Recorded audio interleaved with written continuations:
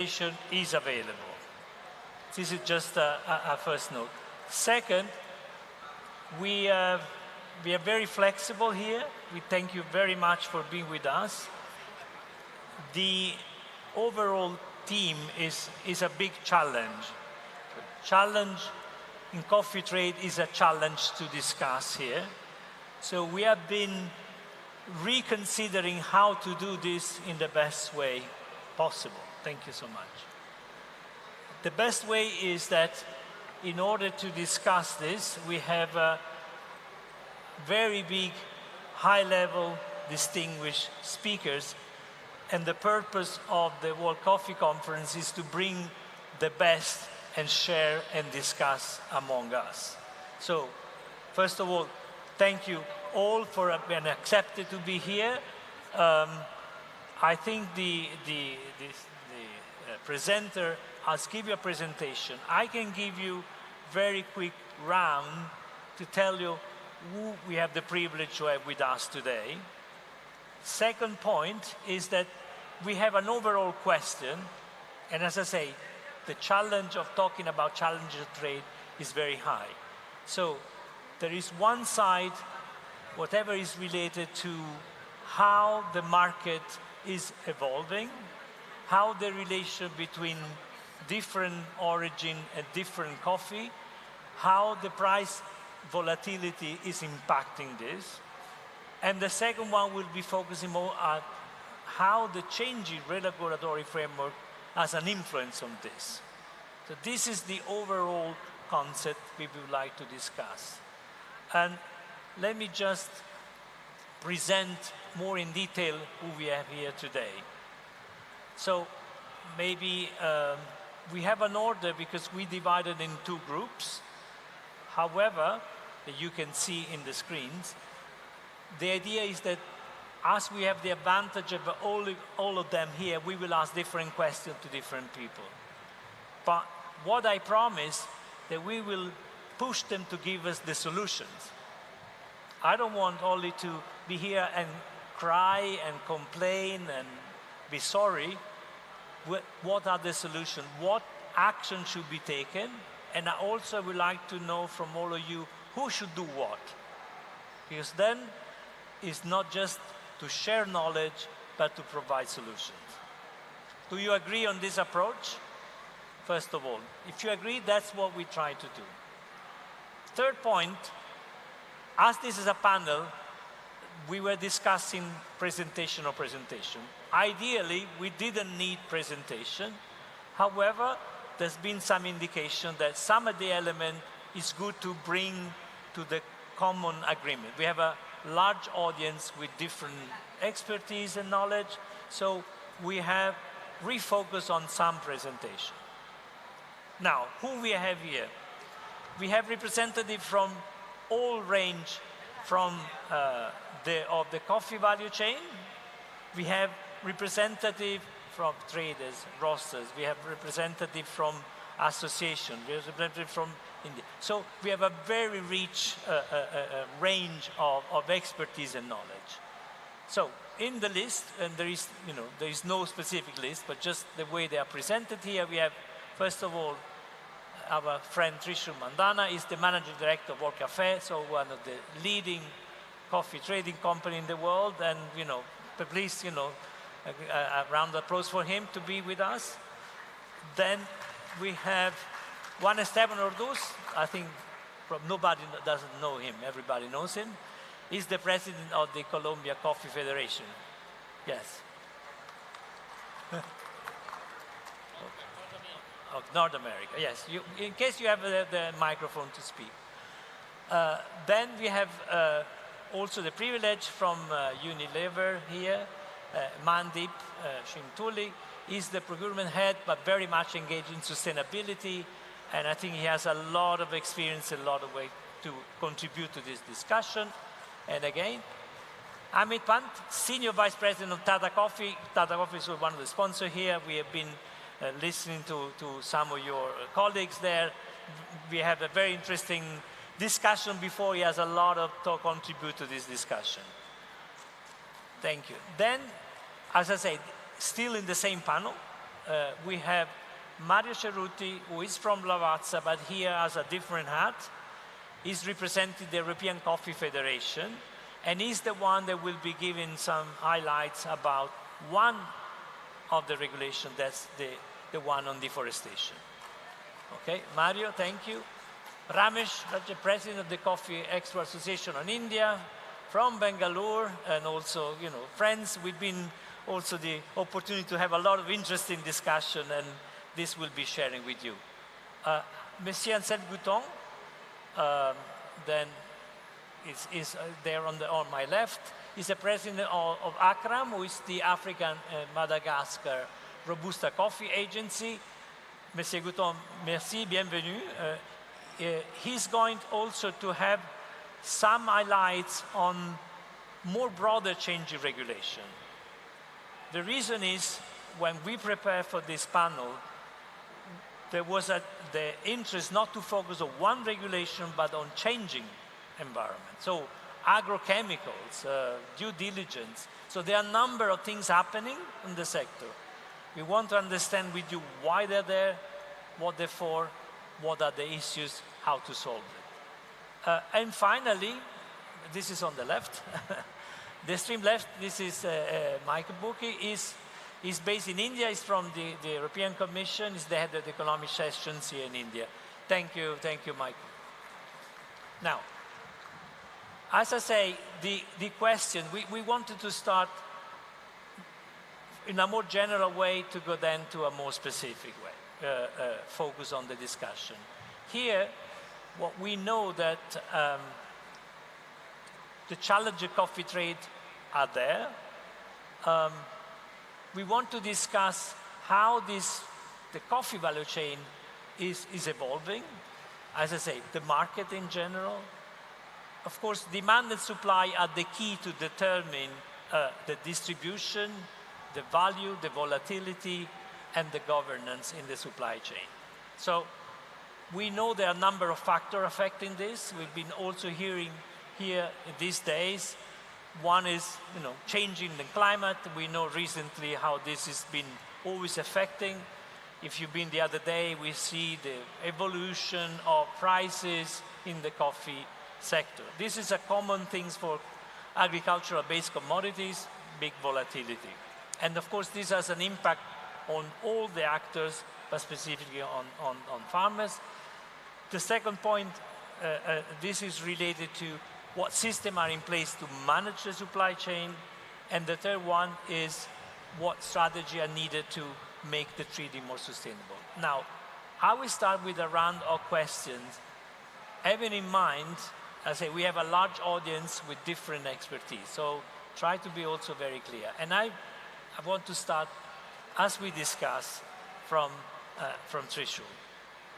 Please, you want to go there? You want to take the microphone? You have the microphone. Give us your view about what is changing, what is happening, and what is affecting this evolution. I think it would be good to have. I think it would be good to have the questions up on the board if you can. Can you put the questions? Okay, here they are. It's the previous slide. I can give it to you, even like this. I think it's the previous slide where we talked about the coffee industry and other commodities being affected by a cycle of high and low price fluctuations. Is it climate related, and how is it impacting your business or the country? How do you mitigate risk, and how to help small farmers? There are lots of questions in this. In my view, the two fundamental facts that are impacting coffee prices today is related to fluctuation of production in the world's largest producing country, which is Brazil. And then you say, why is that happening? One would basically argue that this is climate related, theoretically, bearing in mind that a lot of Brazilian coffee is in a temperate region. But let's just say the number one reason that we are seeing fluctuations in price has to do with weather, and weather in Brazil in particular. You can talk about whether in every other country that's producing coffee, but it is somewhat meaningless in the context of the size and scale of Brazil. So from that perspective, I would say climate and weather in Brazil is one very, very important factor. The second factor that is impacting prices, which is happening here now and today, has to do with how roasters look at what they want to give their consumers. And so in short, if you have a situation where roasters are trying to cut cost, and we are seeing that here today because of the current environment of a combination of inflation and a recessionary environment means that roasters are moving to cheaper products, and the cheaper products very clearly include higher Robusta usage and also higher Brazil usage. And these are the two primary factors that are driving price in my mind. So it's not just climate related. How is it impacting our business? Yes, it is impacting all of us in very different ways.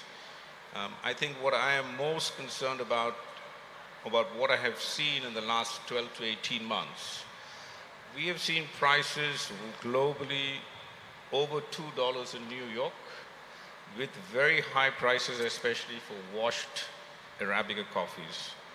So in my mind, the washed Arabica coffee farmer has seen a very handsome price in the last 18 months or 2 years post a weather event in Brazil, which was, as many people know, we had 2 frosts and a drought in Brazil. The challenge that I see is in this high price environment, we really didn't see a supply side response from the Arabica farmers, the washed Arabica farmers. So washed Arabica production remained constant, and they didn't really take advantage of that higher price environment. Okay. And now, where we are here today, Brazil, in fact, has reacted to that high price environment.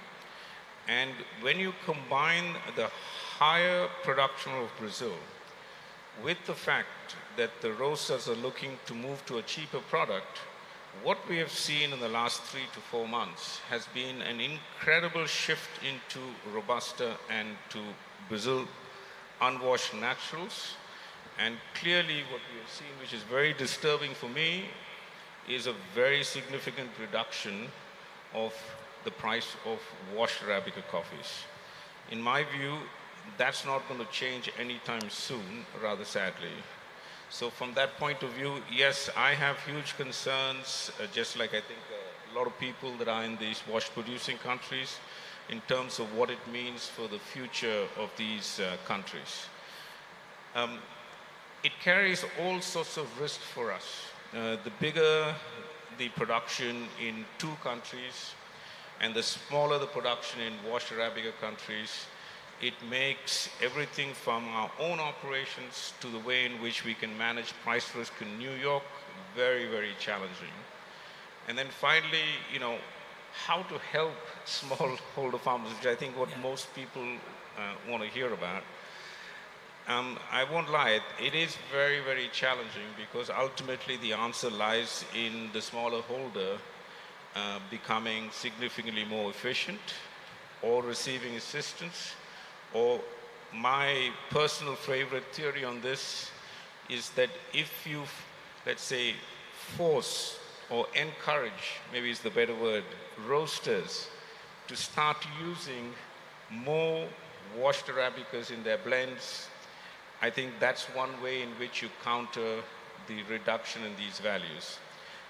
One of the theories that I've espoused more than once is if you are basically buying a shirt anywhere in Europe, and you have to basically find a label saying whether it's manufactured in India, in Colombia, or in Bangladesh, whatever.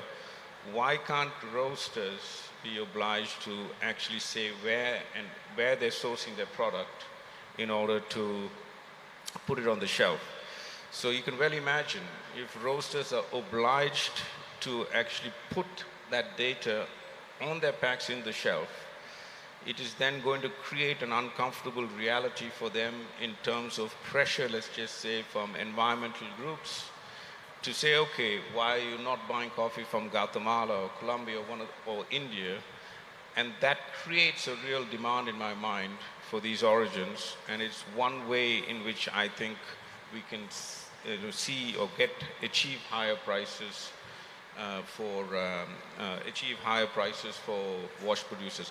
Today, I think it's pointless asking roasters and consumers to demand more coffee. What we really need to help, in my mind, are the small holders that are struggling in this price environment, not necessarily very efficient farmers.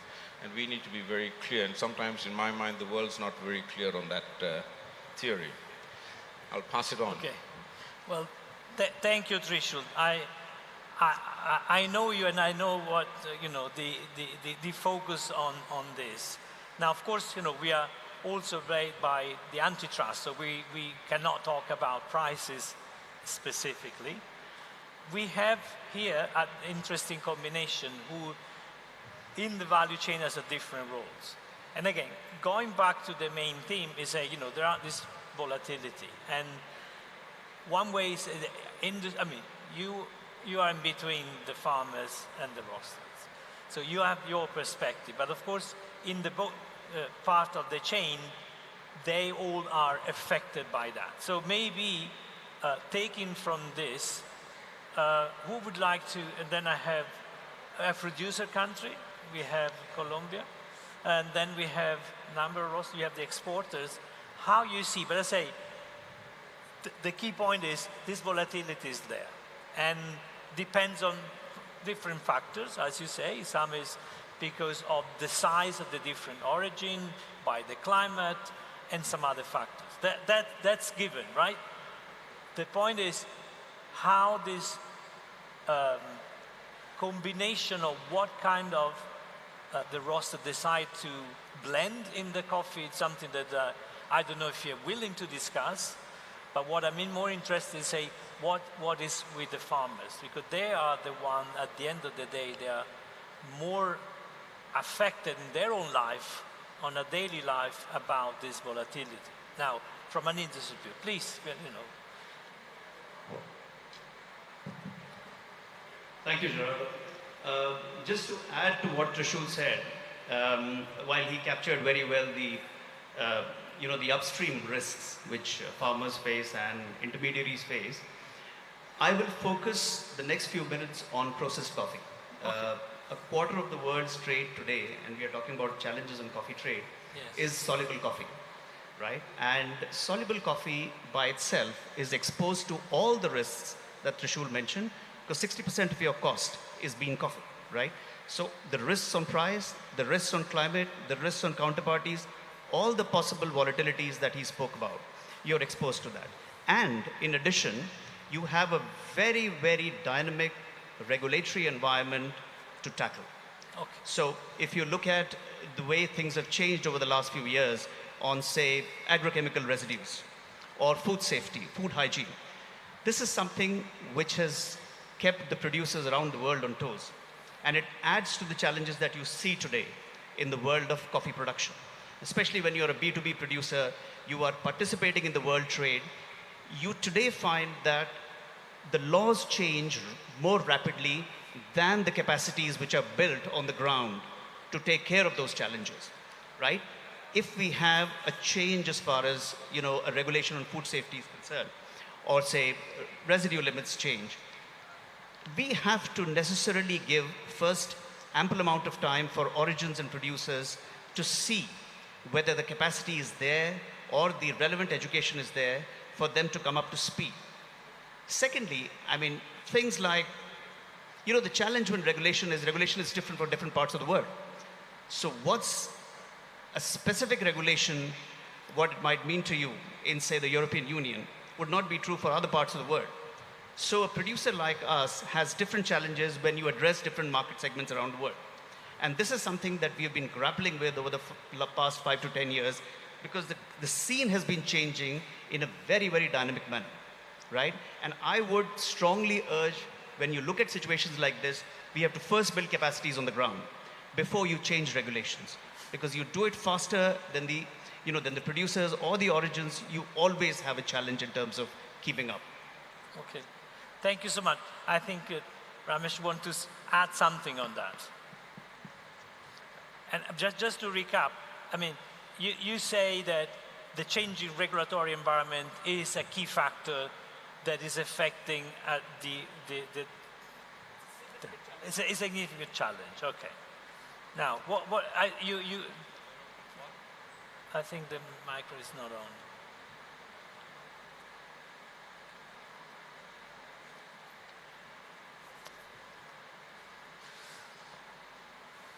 Let's see if that worked.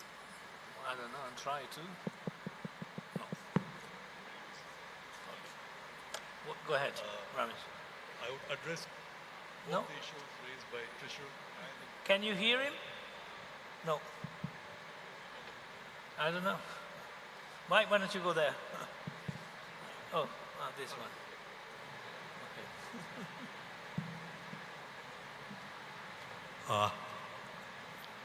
Oh, it's okay, it's okay. I take it. I hope I'm audible. I think there seems to be a conspiracy to silence me, but anyway, I'll address both what Trishul said about price and what Amit said about the agrochemicals and MRL in one.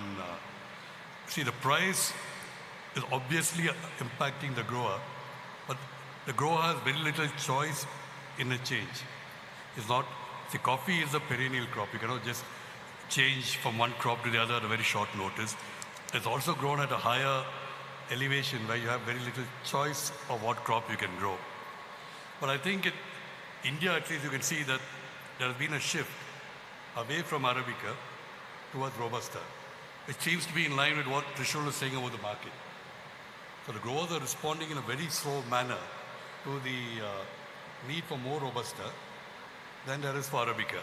Now, I would hate to call it a cheaper coffee. I just say it's a different coffee, because I always held that Robusta is not inferior to Arabica. I grow Robusta and Arabica, so Okay, so you know both. I cannot say anything negative about Robusta, but so you see a change is coming.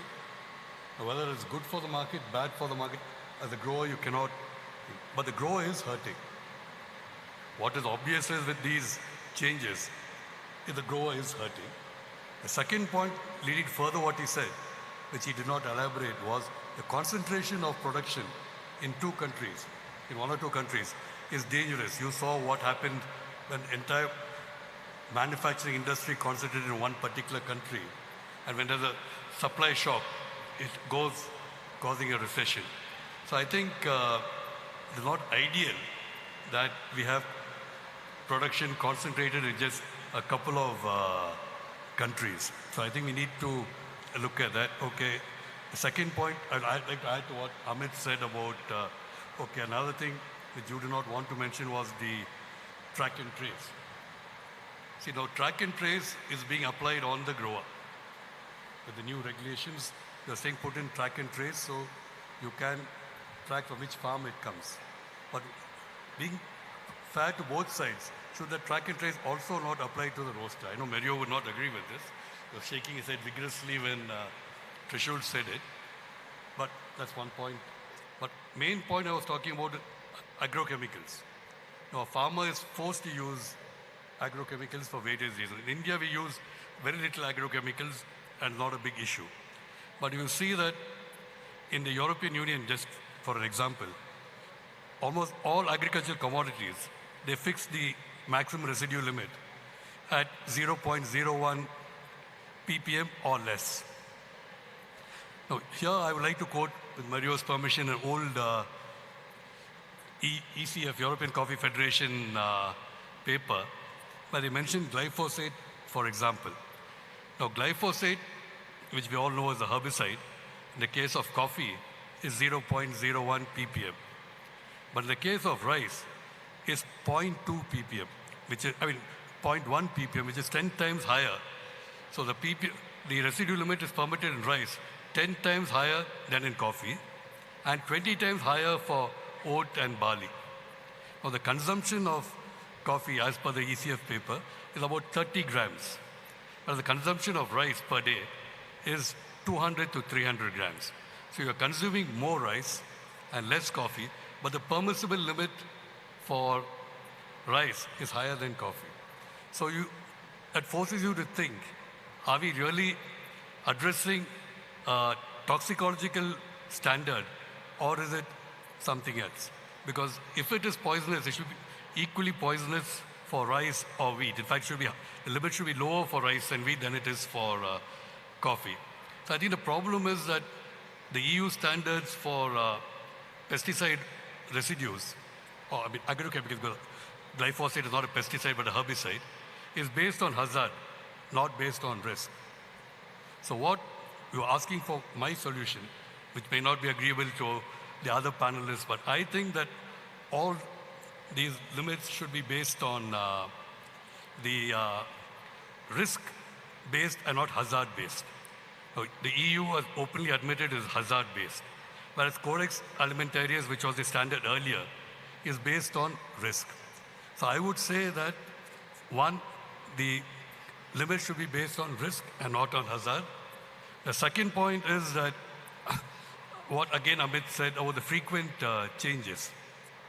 Now, if you look in June, July of last year, that is in 2022, the EU changed the residue limits 50 times in 42 days.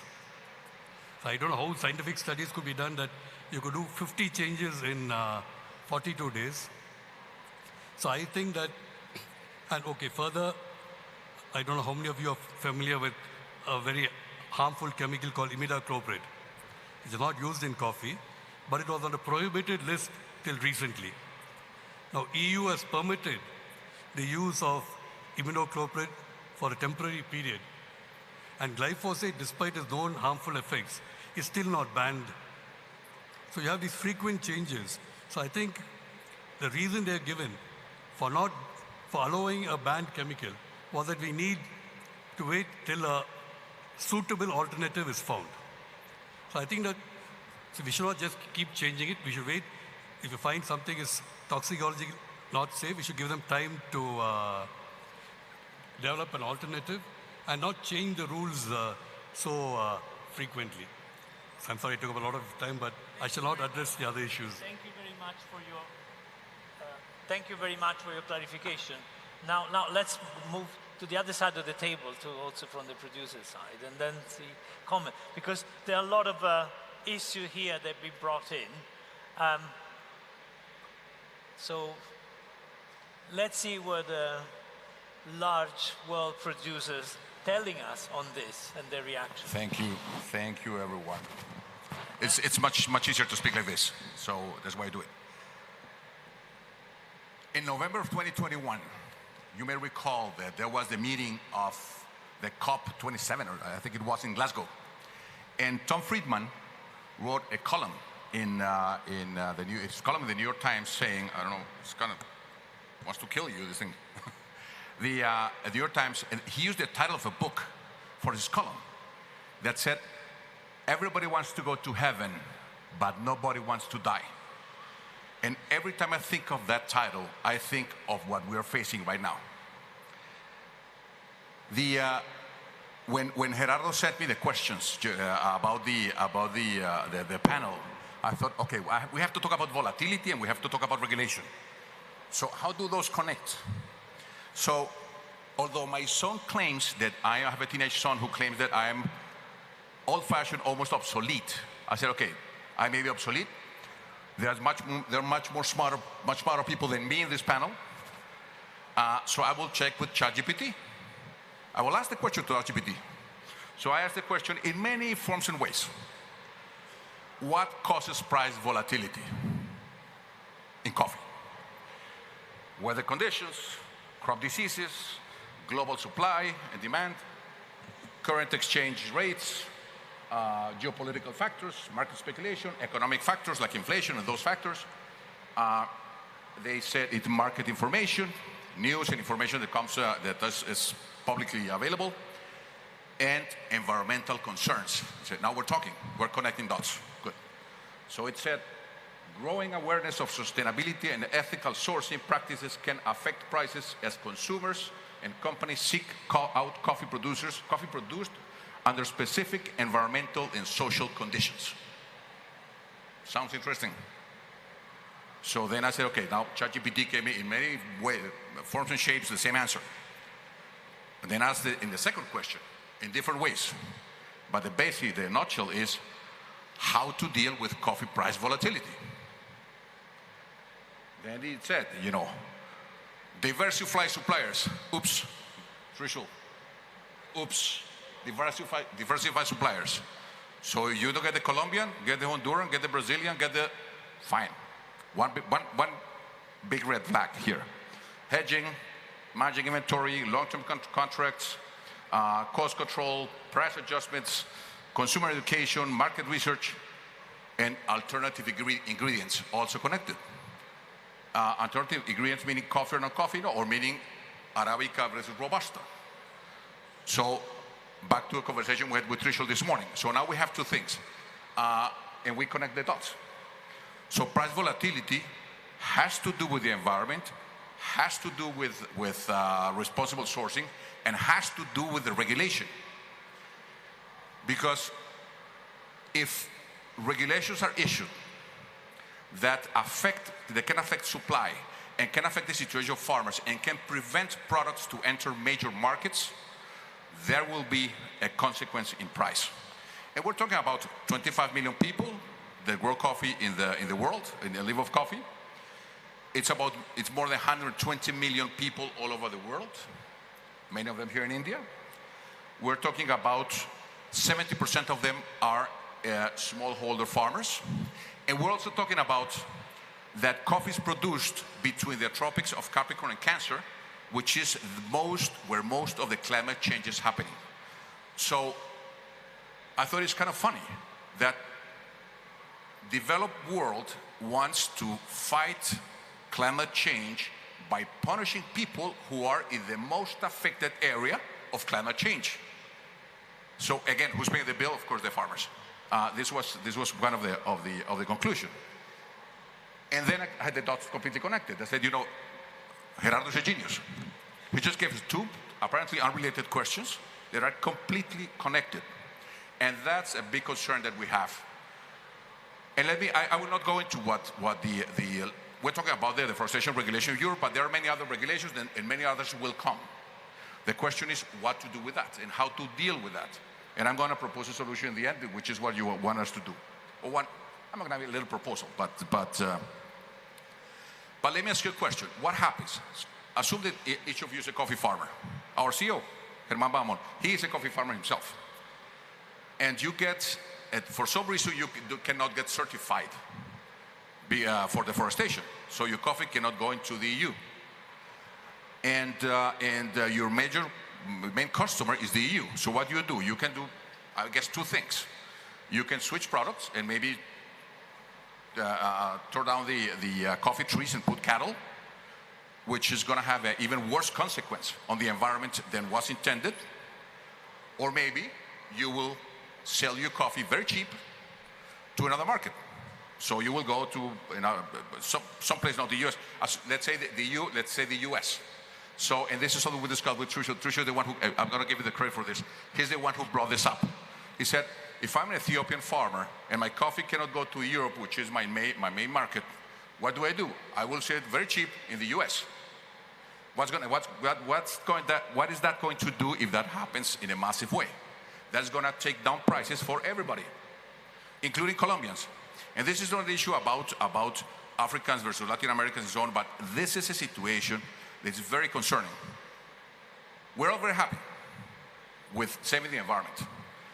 Is the Americans have a saying which I always use, which is that saving the forest is motherhood and apple pie.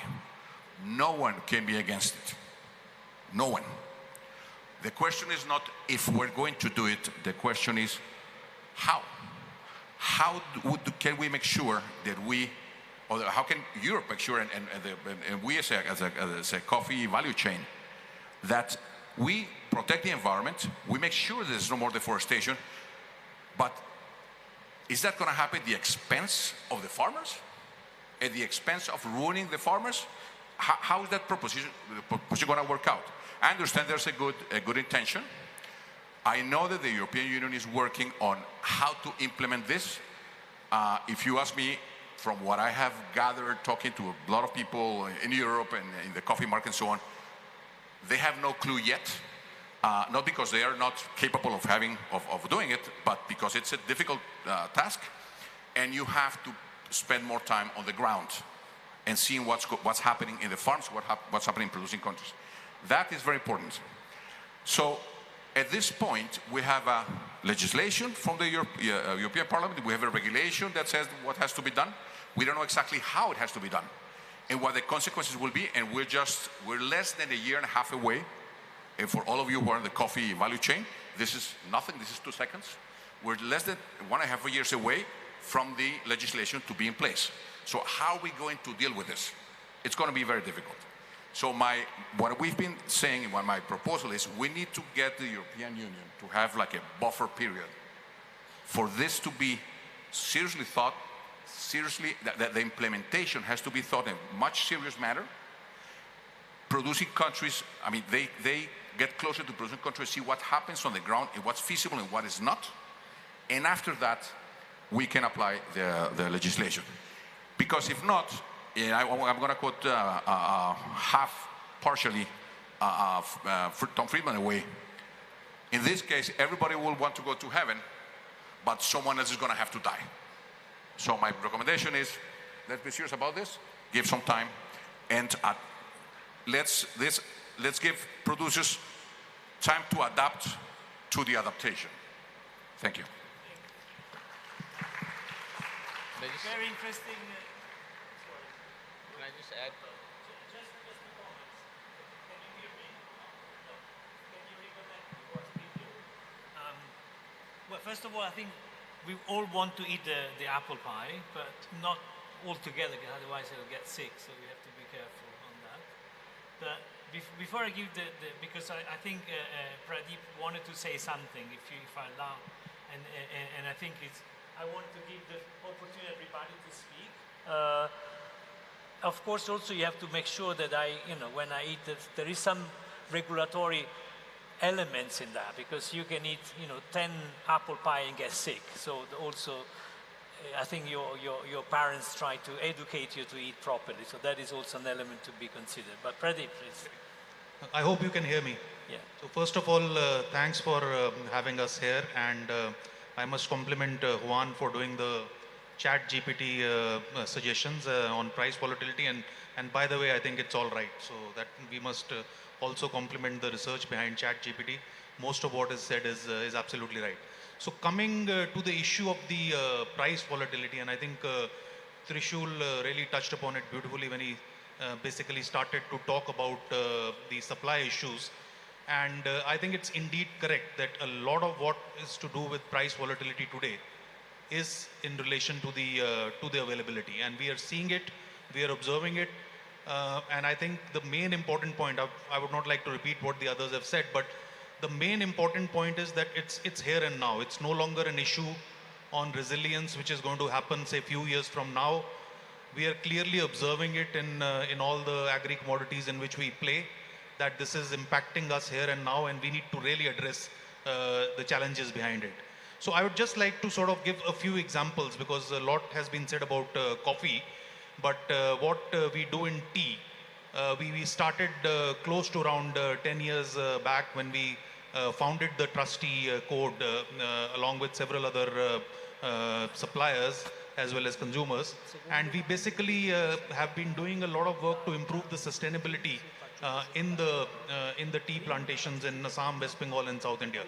So what we have been able to do is that we have been able to get the industry to almost 65% certification, and it's very important because it really sets the tone for what is there to come, and it's important that because it addresses the concerns around the transparency, it addresses the concerns around the availability, and it's a lot about smallholders, because if you see even in tea, it's quite similar. Close to around 50% of the production in tea is happening from the smallholders, and we really need to make sure that the yields which they are getting are improving. So we have been working on a number of projects to improve the yields of the smallholders there, and we have got some very good results. So I think that's something which we really must continue to do, continue to drive, continue to support them with all the technological expertise which all the big companies have, because I think that's the only way. So once we get that corrected, it's very, very clear that we'll be able to solve all these availability issues. The other thing I think which is also important is the different yields. Because if you compare the yields across the various producing countries in coffee, you'll find that there is a lot of variations and fluctuations which happen. And I think it's all about benchmarking, learning from the best practices in the various producing countries. And if we can really equalize the yields across the various countries, I think that gives a tremendous opportunity for us to improve upon the supply situation. And this can be indeed a low-hanging fruit which is there. So these are some of the points which I wanted to talk about, especially to improve the availability, because it is going to have a direct correlation on the price volatility. Thank you. Okay. Thank you. Just I'm trying to reorganize this. Now, you want threshold. I think you wanted to comment something. And I'm trying I just want to pick up on. I just wanted to pick up on what Juan Esteban. I can't hear you. Hello? Go ahead. You know, when I started my initial comments, I said two things really impact the world in terms of coffee prices. One was what happens in Brazil, and the other was how roasters basically may change their consumption patterns with more robustas, for example. Juan Esteban touched on the third thing, which I just want to point out. This is something that has been enacted, but the impact on prices are, in my opinion, yet to be felt. And for that audience that's here in India, it's quite, I found it quite surprising. This topic of EUDR, which is regulation, is still not very well understood by the audience. And I made a comment in Switzerland last week when I was talking at a panel to say that EUDR, whilst it's been, and it's like you described it as apple pie, it's who can argue about not basically addressing the topic of deforestation. This is noble. But at the same point, I don't think the policymakers have fully understood the impact on the smallholder. And the comment I made in Switzerland was, I think this could be potentially catastrophic for the small producer. And why I mean it can be catastrophic is if the producer doesn't get prepared, the governments or the origins don't help the origin get prepared, the traders basically don't have support to make sure that they're preparing the origin, it could lead to a very significant decline in the value of those coffees as they struggle to find markets outside of Europe. Europe does consume 30% of the world's, or more than 30% of the world's coffee. I haven't looked at the latest Indian statistics, but it is, I think, more than 50%. So you can well imagine that if India is not prepared, given our Indian audience here, it can have a pretty devastating impact on the differential. So this, I'm saying, is something that's in the future yet to come. And it's something that, everyone needs to be very well prepared for.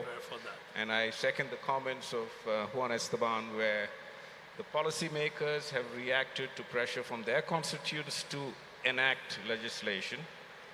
But unfortunately, the same policymakers haven't fully understood the implication on some of the poorest people in the coffee chain.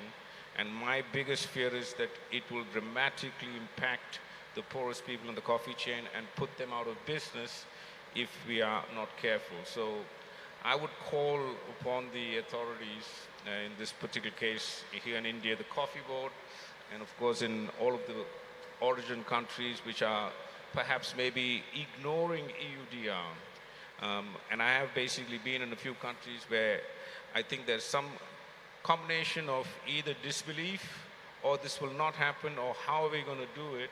The reality is that legislation has been enacted. that ship has sailed.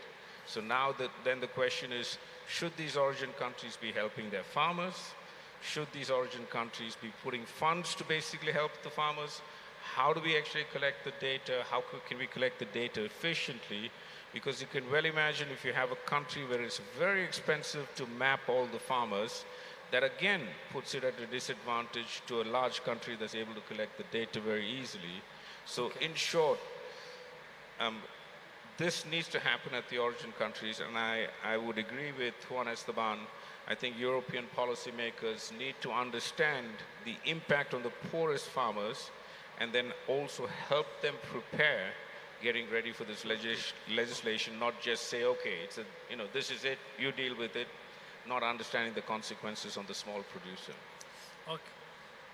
Thank you so much. Now, as we are saying, we are trying to provide, now, I think it's becoming clear what are the issues. We have an advantage because some of the presenters, the speakers here have some more highlight on that to go into the more specific about the regulations. Also because we have a large audience, so they may be fully aware or not of the details. Now, you brought a number of them. So while we were discussing, the idea is we ask Monsieur Gouton, who can give us, let's say, an highlights of the changing regulatory framework, so in a broader term. And then we have the European Coffee Federation, who is, is a party in this. It's not the regulator, but it's also the industry that is affected from upstream of the value chain. So ECF, we will see from their point of view how they see the regulation. And then we start to go to dive down to see what are the key elements that you already described, and the solutions are very much related. Also because, I say, it is a broad audience and we wanted to go that. If you agree, then we can ask Monsieur Gouton. I think the presentation is in English, yes, but he will speak in French. So if you need, take your own your device. I say we have both. They're very brilliant. You have the slides in English et vous avez la présentation en français. Vas-y. Alors, est-ce que vous devez le faire ou je le fais moi-même pour changer le slide? Ok.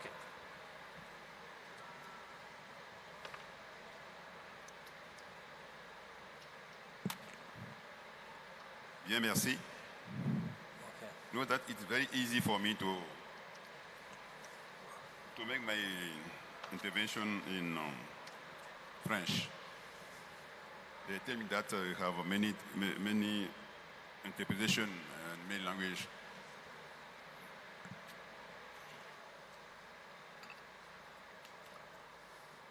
Bien, merci, Monsieur Patacone. Je vous là pour vous aider. On me donne la parole là, à ce stade de nos interventions. Donc, comme je l'ai dit justement, je ferai ma présentation en français. Donc, je demanderai à ceux qui ne sont pas bilingues de prendre leur casque pour mieux comprendre ce que je vais faire comme présentation.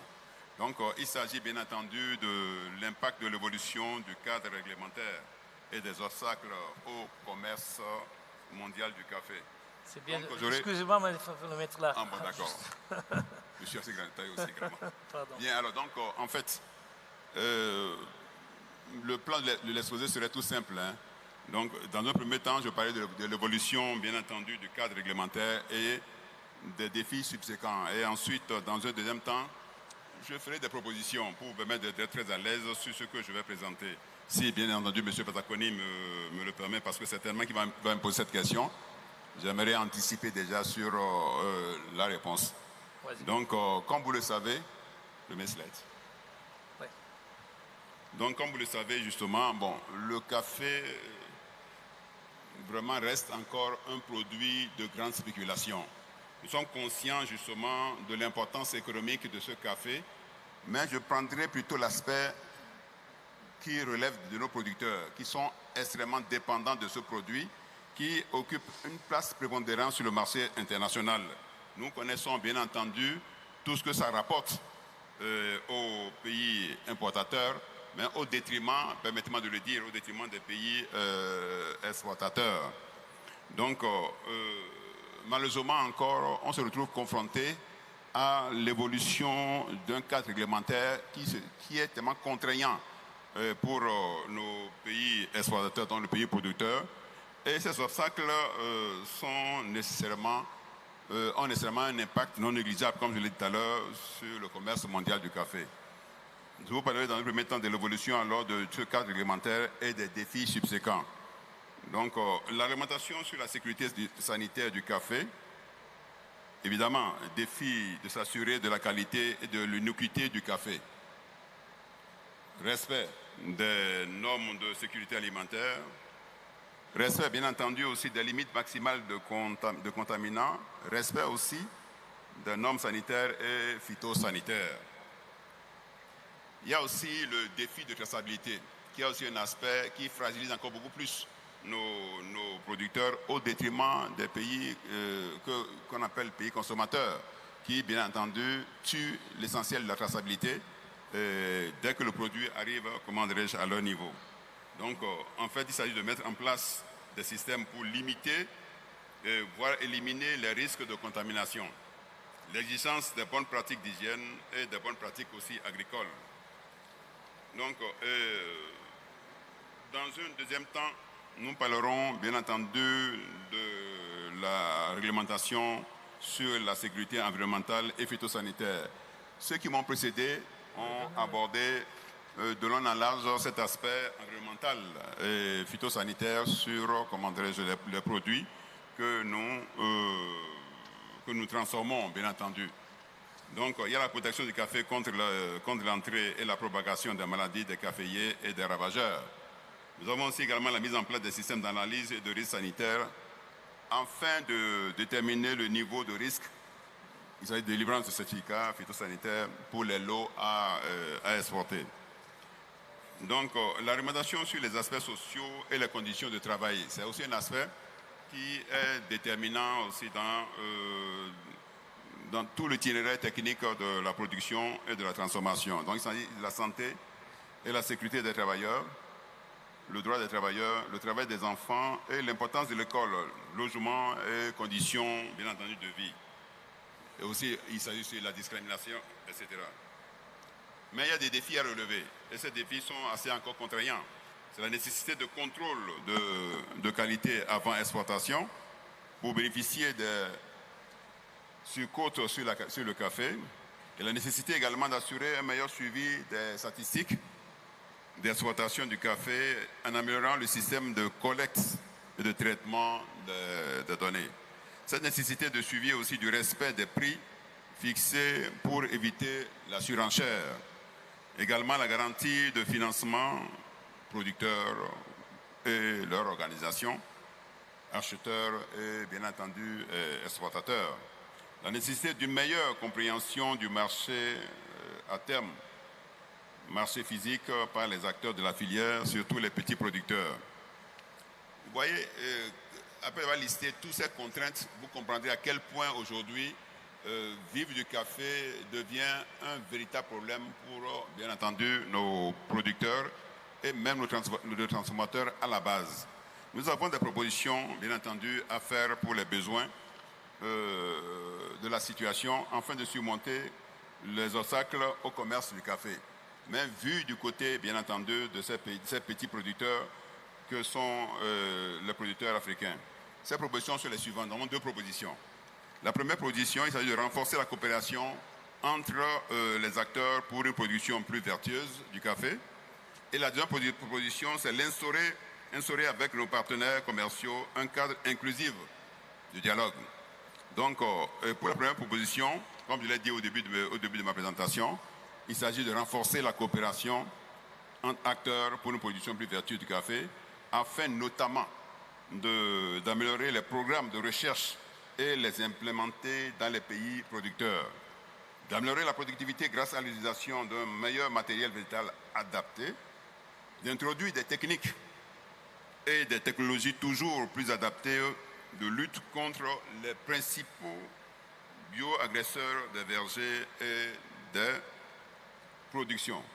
Accompagner aussi, bien entendu, les acteurs à la mise en place des modèles durables de production et de consommation à travers l'économie circulaire. La deuxième proposition, bien entendu, comme je l'ai dit au début, c'est d'instaurer avec nos partenaires commerciaux, notamment l'Union européenne, un cadre inclusif de dialogue. Donc, il s'agit pour nous, comme on l'a fait pour le cacao, de mettre en place, si possible, des coffee talks avec la Commission européenne, à l'instar, comme je l'ai dit tout à l'heure, du cacao, qui se tiennent depuis 3 ans pour cette filière cacao. Donc, c'est un aspect essentiel pour permettre certainement de commencer à avoir un début de solution à la problématique causée par la situation que tu connais actuellement, le café et la réglementation sur le café. Donc, nous pourrons aborder ainsi nos partenaires commerciaux avec les préoccupations cruciales que sont, entre autres, la déforestation. C'est un débat maintenant qui continue à faire couler beaucoup d'encre, mais pour l'instant, qui reste encore assez flou, y compris, bien entendu, la protection de l'environnement. Il y a aussi les questions sanitaires et phytosanitaires et les limites maxi des résidus. Il y a aussi le travail des enfants. Bon, c'est toujours un débat qui continue. Il y a, bien entendu, aussi les réglementations douanières. Je dirais en conclusion, si le modérateur me le permet, le café demeure un produit important, nous le savons, dans le commerce mondial pour les économies de nos pays et pour nos planteurs. Nous avons des économies en développement, bien entendu, et il s'agit pour nous de mettre en place des cadres de travail communs entre producteurs et consommateurs, et également de permettre de prendre en compte les préoccupations de chaque acteur de la chaîne de valeur afin de mieux gérer le complexe de la chaîne d'approvisionnement de cette filière. Les différentes actions que nous préconisons dans ce bref exposé ont pour seul objectif de rendre plus fluides les interactions entre toutes les parties prenantes pour une filière durable et assurer la durabilité de la dite filière.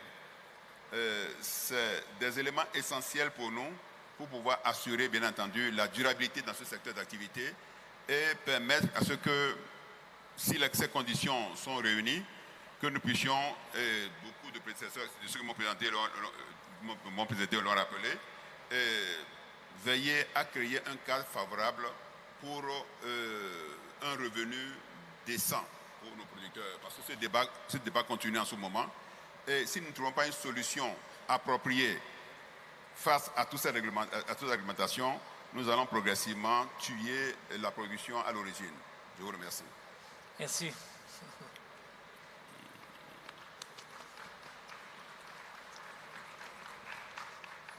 Thank you, Mr. Gouton. Merci.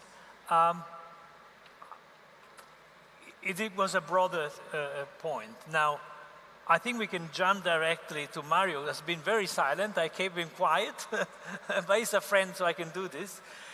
We go now deeper on one of those that, as you see, was also the core of the discussion. Mario, Yes. I believe that Yes, they will should be put there, and shall I? Thank you very much. Let me just frame my intervention as has been said by our friend. I'm here representing the European Coffee Federation, so everything that I'm going to say is not necessarily my own opinion, but the fundamental idea was, talking about the regulation, of course, was really to inform everybody with, more or less a relatively detailed framework in order to have everybody the same information and being able to discuss on that, avoiding misunderstanding or misconception. But before to do that, I just wanted, with all the other hats I have, and sorry, Gerardo, for this, but I really want to comment on a couple of points, because there are things that from the econometric and economic point of view are actually very interesting. All this debate about prices, about volatility is technically very interesting, but it's very important to settle, the terminology and few other stuff. So, for example, just to set one, are we talking about volatility, as everybody was saying volatility, or are we talking about price level? It's slightly different. So if we're talking about volatility, maybe we can all agree that 100% of us agree on 100 cents per pound. Do we agree? Maybe not. So maybe we are talking about price level, which is okay, no problem, but it's simply to have terminologies. Another question, in the last 2-3 years, we had the international level of prices that went from 1 to 3 and then back to 2, more or less. And unfortunately, we didn't really see the same relationship at the producer level. So this maybe is a question. Why? Why is not happening? Why the growers are not getting the signal that the market is telling them? Or maybe it's more proper to say why the growers are only getting the bad signals, the signal that we are in overproduction, so the prices are low. Maybe there is some asymmetry of information.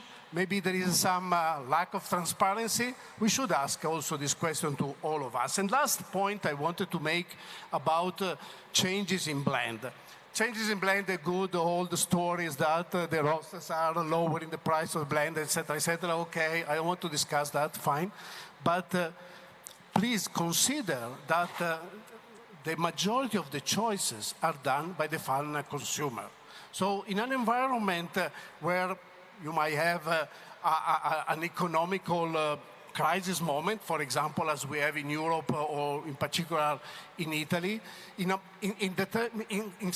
particular situation, the consumer may want to spend less, or in a situation of increases costs and prices, he might want not to spend the additional amount of money. So the only thing he can do is or reduce consumption. So I'm getting 3 coffee a day. Tomorrow I will get 2. So I can, finance the price increase with lower consumption. Or the other thing I can do is to lower, let's say, the quality, but certainly the pricing of my product.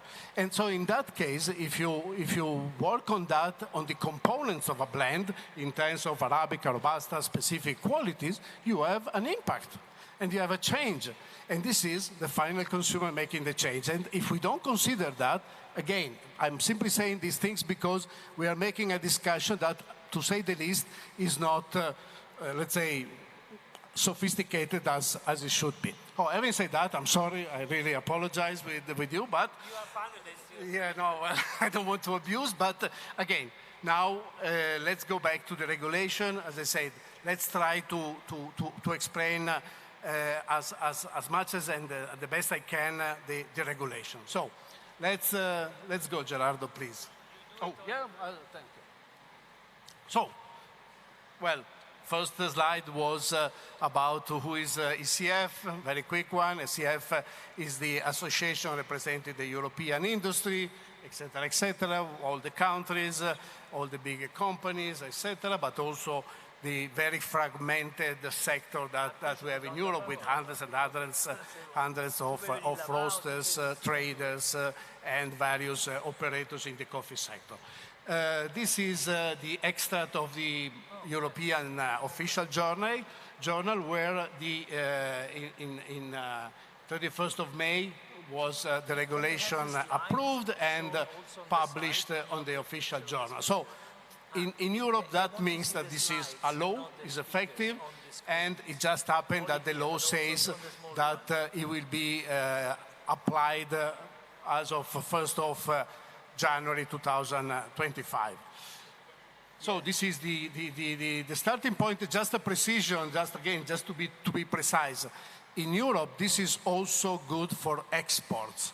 So if you have to, that means that the 1st of January, you export 1 kilo of coffee and you enter into this regulation. So to export the coffee the 1st of January, you have, of course, to produce it, to roast it, maybe December, maybe November. And if you roast the coffee in, say, November, you should have bought it a little bit earlier and certainly shipped not later than September, October. So basically, we are at 1 year from now, or less than 1 year from now, unfortunately. But this is the case. So Another point that we have to bear in mind, and this is, I think, a favor, something that has been forgotten, but is a favor of the European Commission to the countries that have a certain capacity in producing coffee. So that was a comment I was making already in May in Brazil. Here, I think, is also valid. Is a favor also to India, that has an important capacity of making soluble coffee, because the soluble coffee will enter straightforward in Europe without any problem. It's not part of the regulation. The timeline is this one, I already anticipated. So 30th of December, 1st of January 25, it starts. There is a small parenthesis for the small and medium enterprises. They will have 6 months more. It's not really too much, but it's a small advantage for the company that have 6 months more to get let's say, ready for the regulation. If you consider that the same as medium more companies have to buy the coffee, most likely, at least the medium one, from the more or less the same channels of supply, in reality, I'm not really sure that they can really take advantage of this 6 months additional timing. Now, what is the essence of the regulation? The UDR says that coffee produced on area that have been deforested after the 31st December 2020 will not be able to enter into the country, to Europe. And of course, the other requirement is that the coffee has been produced following the regulation of the producing countries. This is in a way normal in terms of human rights and labor rights. There will be new directives, specific directives on human rights, child labor, etc., that will come in the next few months, but it's still, in any case, already there. And this is based on a due diligence statement. So basically, it's a declaration that the importer of the coffee will have to do at the moment of importing it. I'm not really sure if it is the same in all Europe, but at least in Italy, this declaration is something that we already do for other aspects of the import, has to be done at the import moment from the importer to an authority that it can be either the customs or in Italy most likely there will be the sanitary police. The interesting part of the story is that this is automatically a penal offense if it is not a real one. So I don't know if in other part of the Europe it's an administrative case, but in Italy is a penal one, which is a little bit more serious, of course. So the declaration should say that, of course, you know well, you know yourself, of course, but you also know the coordinates, the point or the points for the polygon of the location where the coffee comes from. And the declaration is that basically all these factors are there, and you, the operator, have done everything to follow that. The due diligence, you can see here, I don't really want to read all of that, but I just want to introduce the concept of risk analysis. There will be two groups of countries. At this moment, we don't know which ones are in one group or the other one, but there will be two groups. One is the group that is basically with all the countries, and the due diligence, the statement has to be done for everybody, etc., etc. But then there will be one group that is considered with additional risk, and there the, let's say, percentage of control, the statistics and the requirements are higher than the second group, which is the low-risk countries that will have a little bit more easy, let's say, procedure to follow.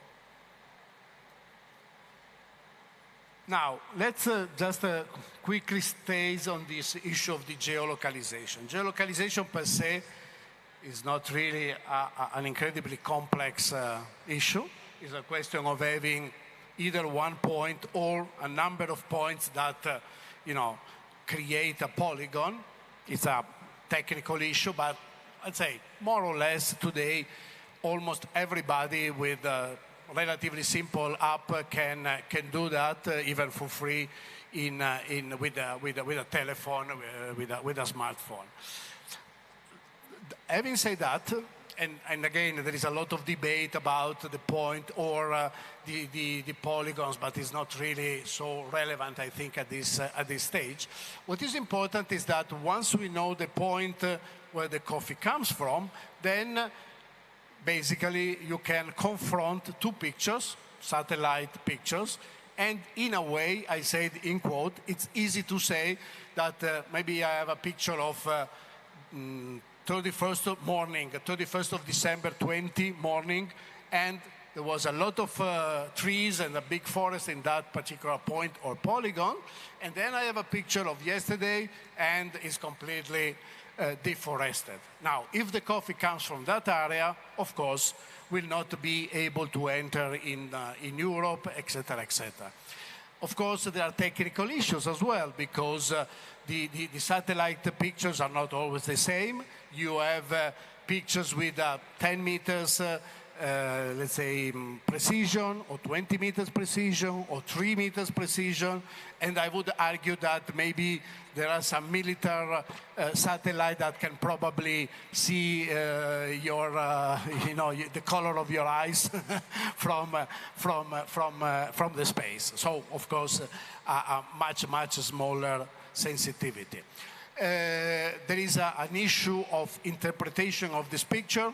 What is the cutting or not the cutting? What is the definition of a forest, by the way, which is not such a, let's say, a quiet concept. So there are a lot of technical issues. But one thing that I really want to underline is not really to be, let's say, diverted, not to divert our attention to technical issues that in one way, we all hope that sooner or later it will be improved, it will be solved, it will be more perfect.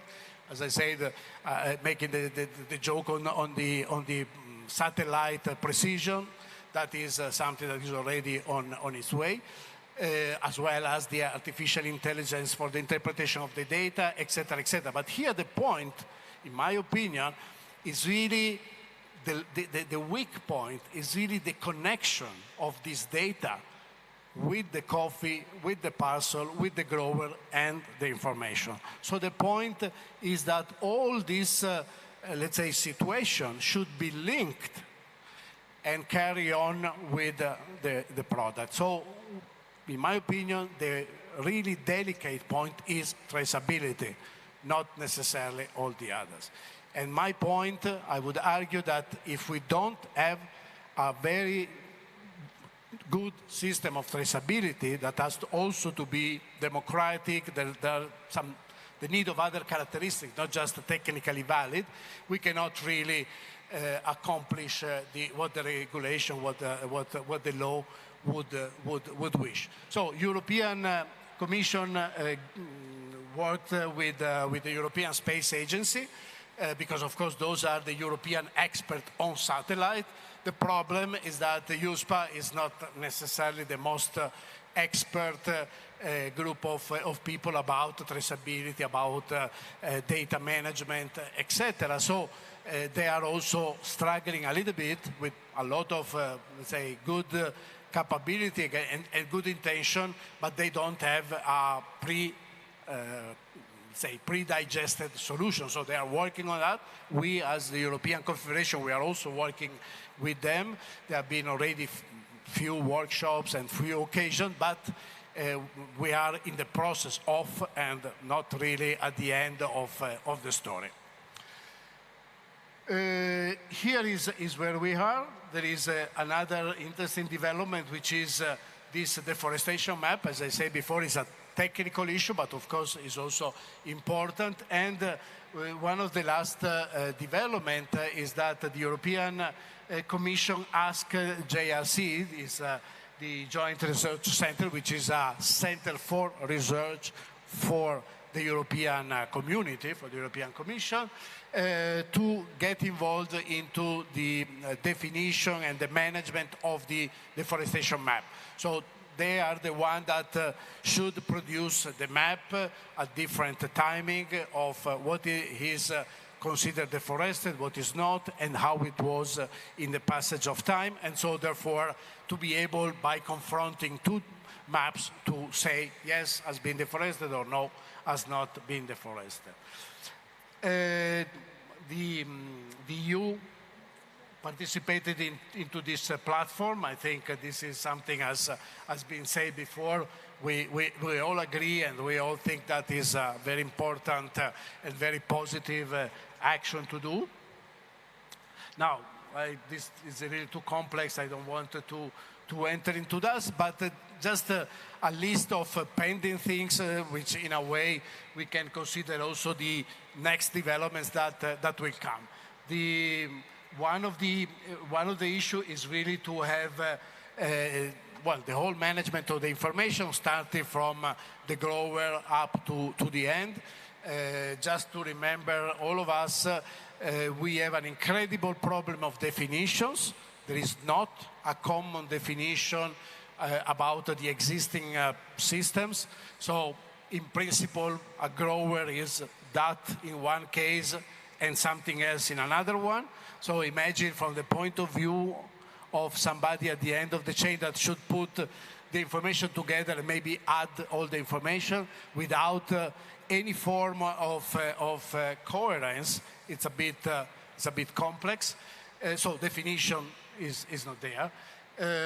Well, of course, benchmarking is a corollary situation, because if we don't have a common definition, also the benchmarking is a bit weak. We are lacking the guidelines that EU should publish, so the accompanying measure guideline, and also, let's say, the financing of the implementation of this activity has been promised, but not yet public. So it will come.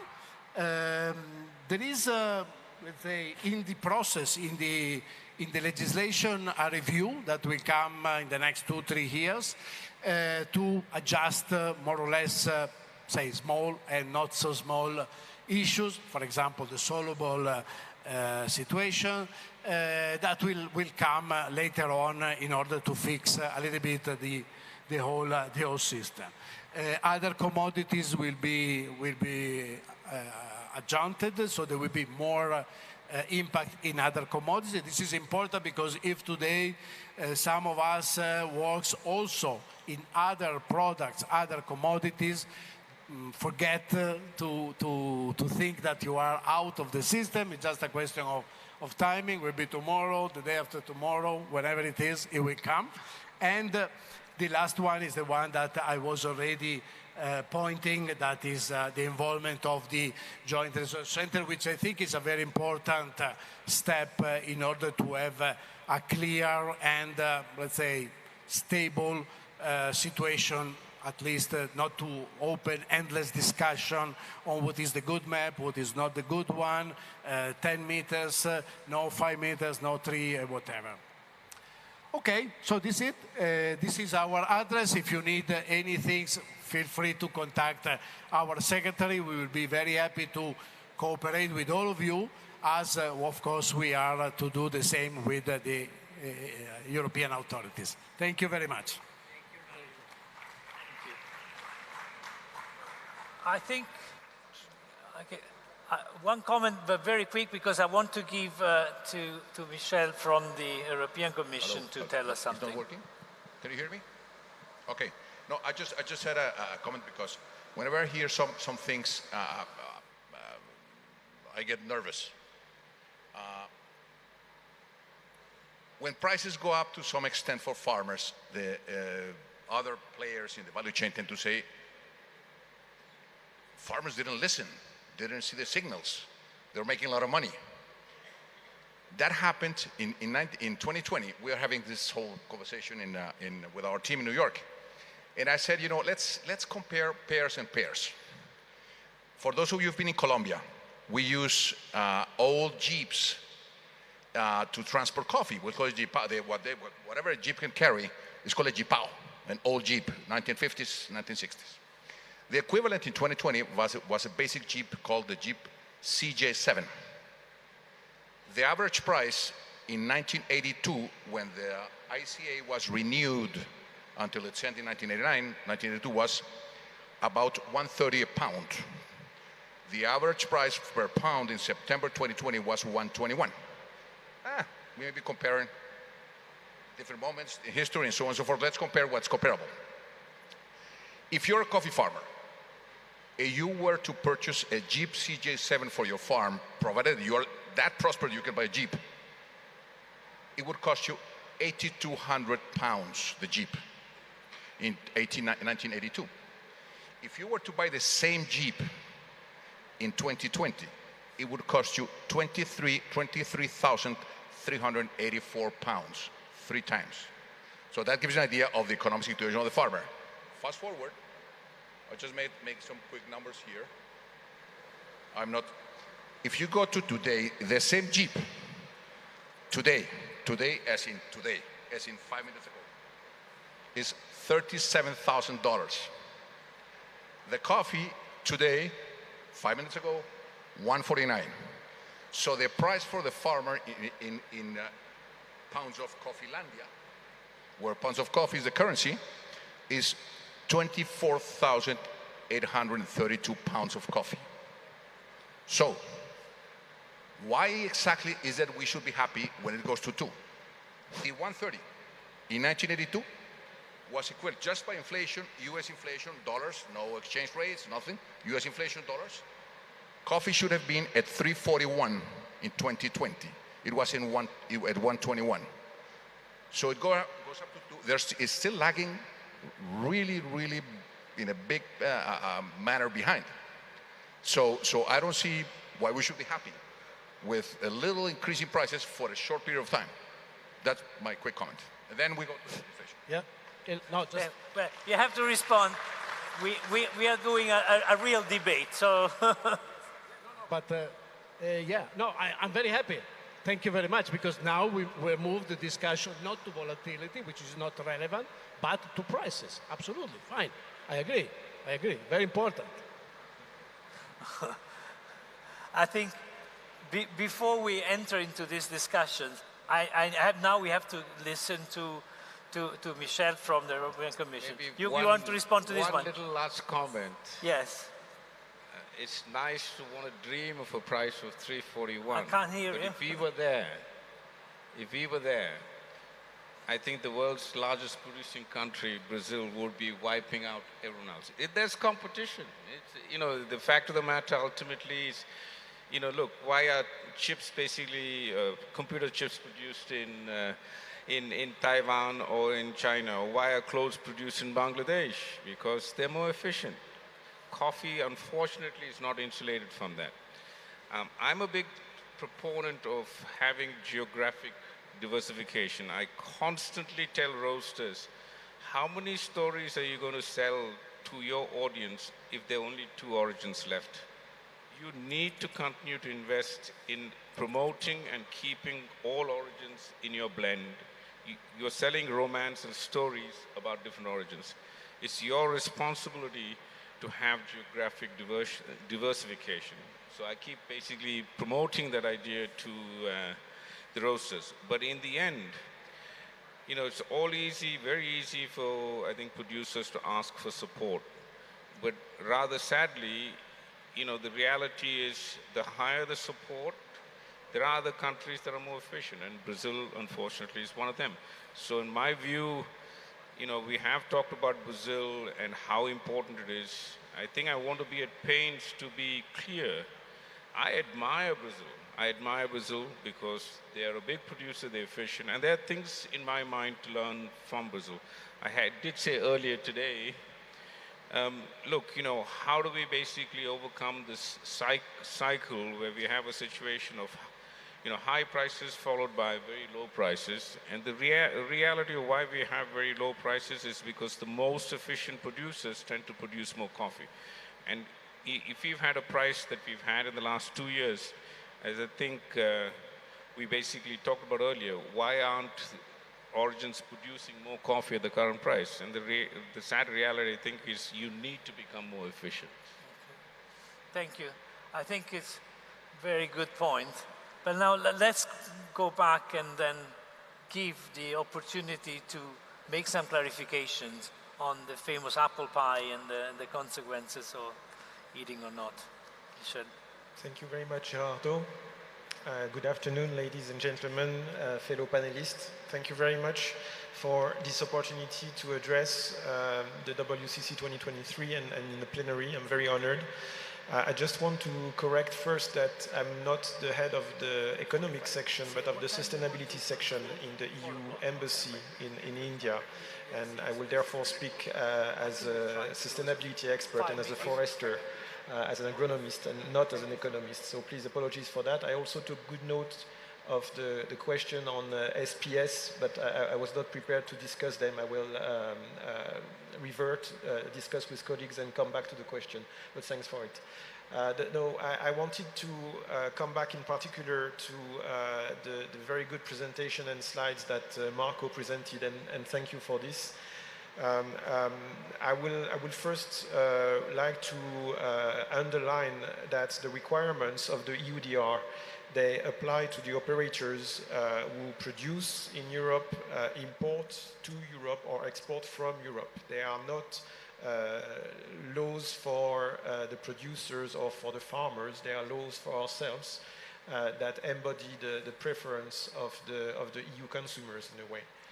The second point I wanted to do is that there are no there is no two categories, but there are actually three categories.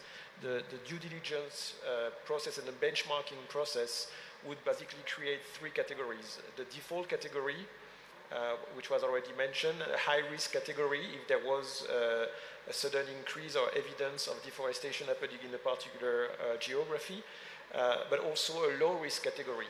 And basically, in terms of implementation, the main difference being that the frequency of controls would go from 1% for the least risky provenance up to 9% for the most risky. So that's exactly in practice, the difference is that our member states would implement the EUDR, would just apply higher scrutiny on the higher risk provenance.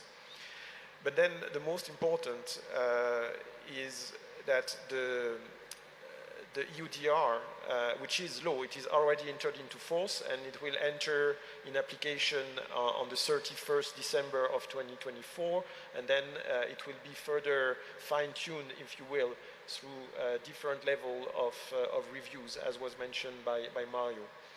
So it's already in law, but there is room for, as Mr. Gouton put it, for a framework for dialogue and cooperation. And I think that is the most urgent part, because in the long run, sustainability is not an EUDR problem or an EU problem, it's a world problem.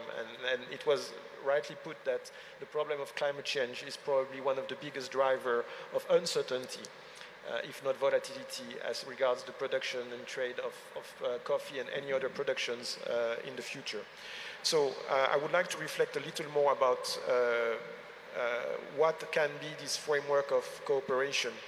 The regulation itself does not demand that 100% of the farmer or even 100% of producing countries to be certified. It says that it is for the operators to document that the commodity which is imported is legal, is traceable, and has not been grown on land which has been deforested after 2020. These are the requirements. There are requirements on the operators. The means of proof, the means of evidence is something that can be discussed with the producing countries and the producer organizations. And I think indeed that part of the discussion is extremely urgent.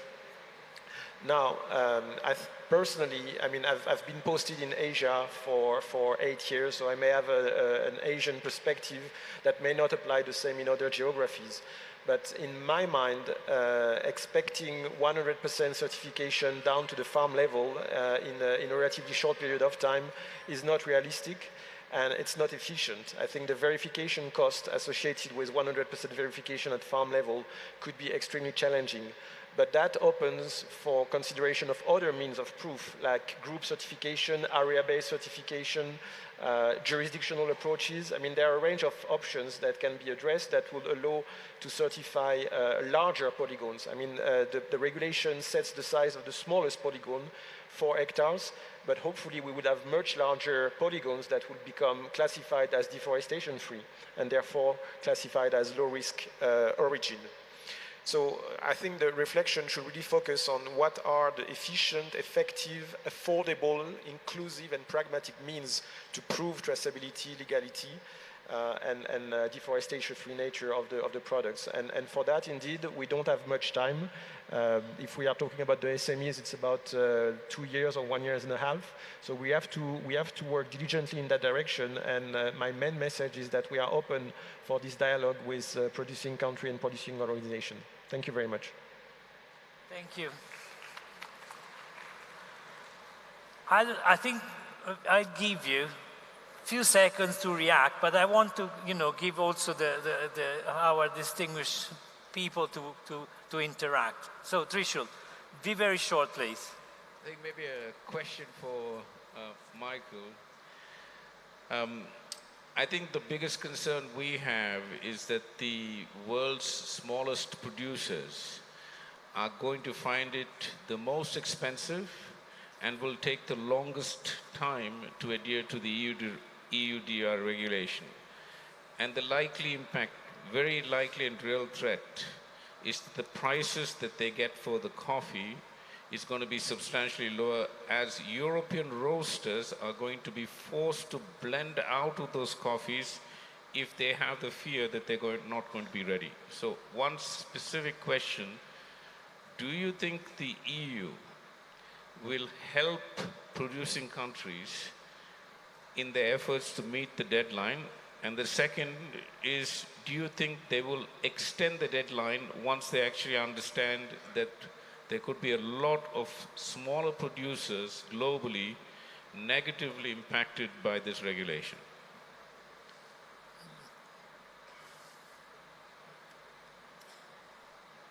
What's it?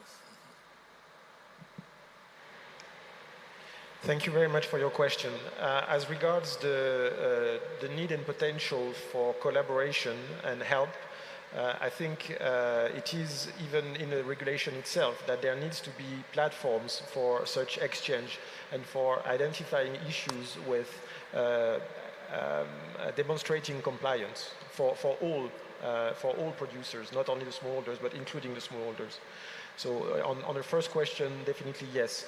As regards the postponement, I don't think so, no, for the reason that it has been in the making for a very long time. I think we've started working on ways and means for Europe and other to slow, halt, and reverse deforestation for more than 15 years, if I'm not wrong. So there will be an implementation that will start depending on the type of supplier between 2024 and mid-2025. So I agree it's a short window, but I don't think that the ministers and the members of the European Parliament will revisit the deadline at such a short notice. Thank you for the clarification on these two questions about resources and timing. I would like now to give we don't have long time, but I think we have people with the microphone. Please, stand up, say who you are, and make a very, very quick question more than a comment. I was told that there are microphones coming around. Is that the case? There is one person there who would like to make a question. Please introduce yourself.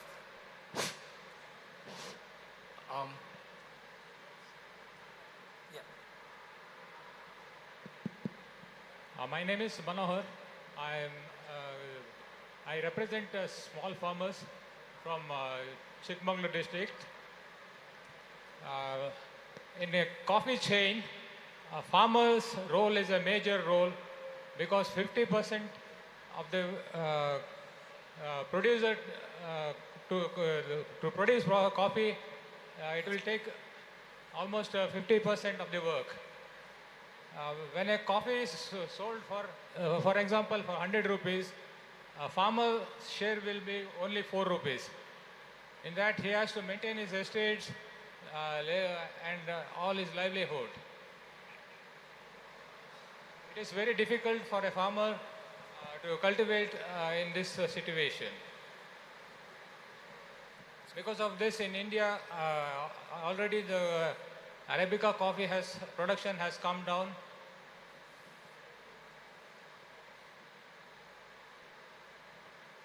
Question. So what is the question? Or is a comment? Sir? So you mentioned about the low price that the farmers are getting. I blame the traders. Always blame on frost or overproduction to buy cheaper coffee in a cheaper rate from farmers.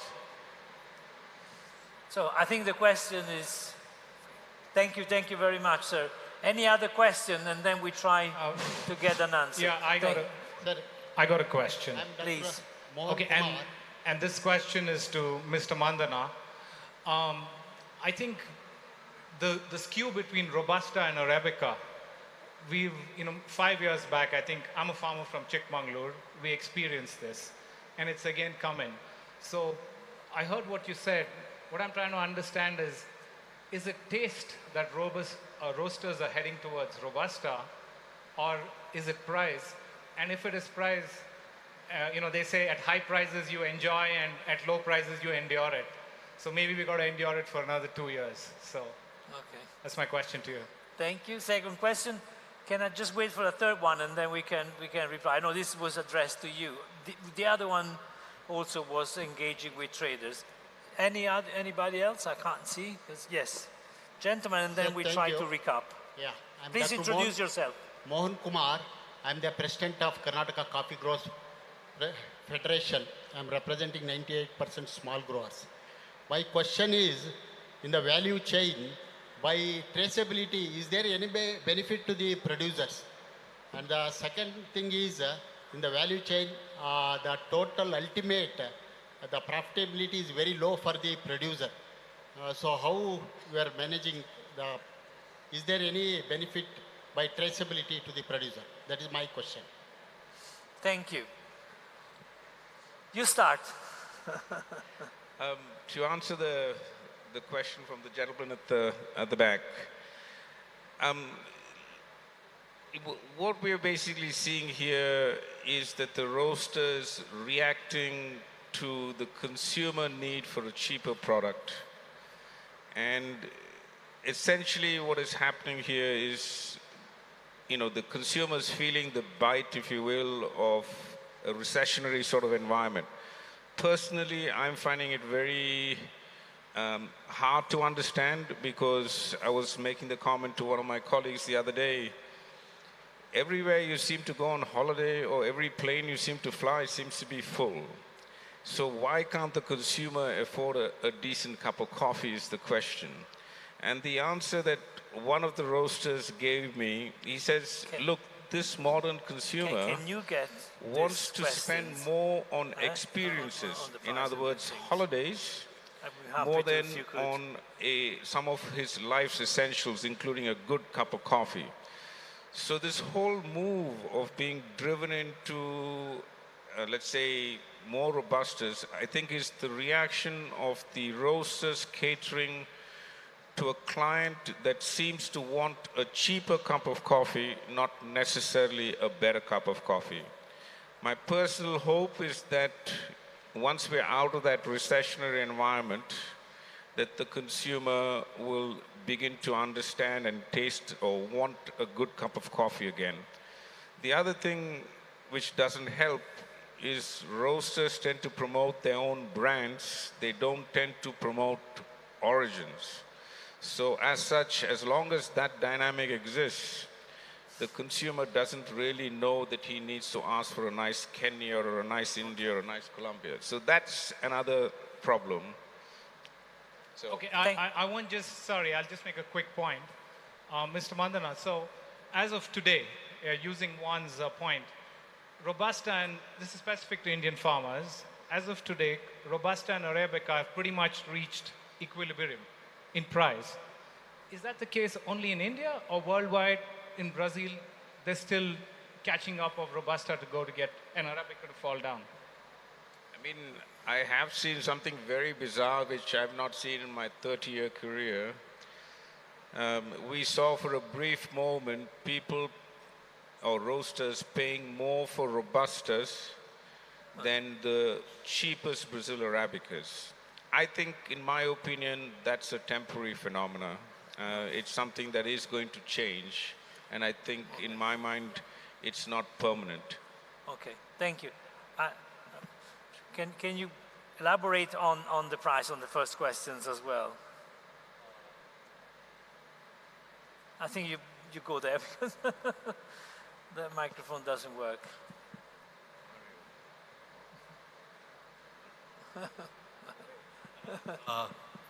Contrary to what Trishul said, I think there is a market for Robusta. Good Robustas have always been popular in the Italian market. So I think the Italian consumer drinks Robusta because he likes it and not because it's less expensive than an Arabica. So I think the market exists for both the varieties, Arabica and Robusta. We seem to forget that India produces, our production is 70% Robusta and 30% Arabica.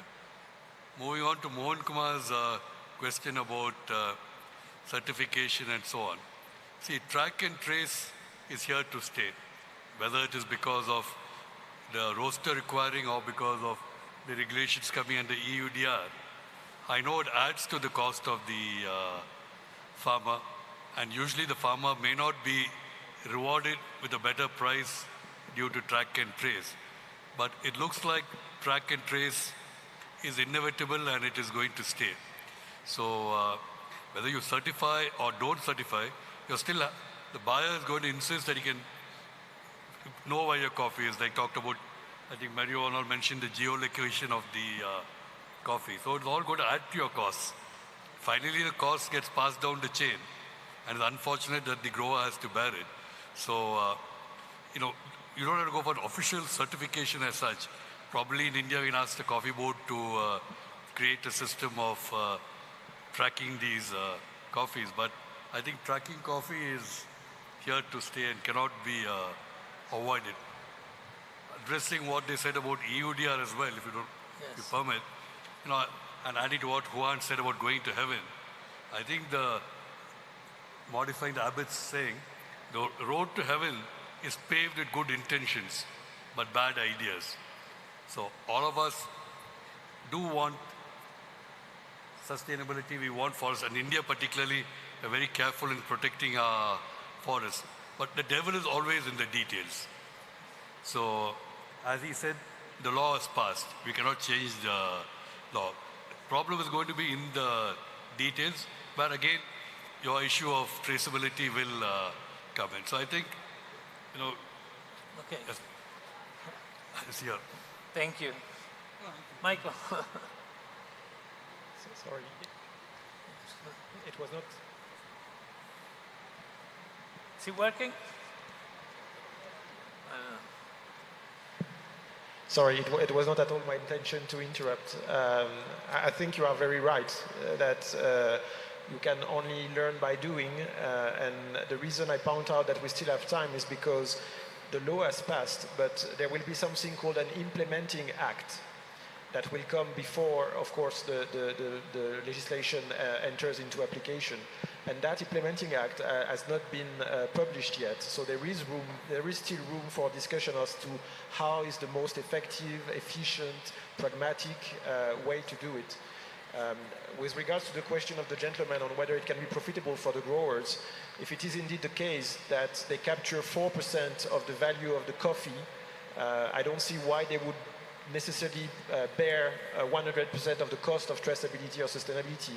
Quite the opposite. I think whatever the cost, it should be fairly shared between the consumer, the producers, and everyone in between on the value chain. I think that would be the logic.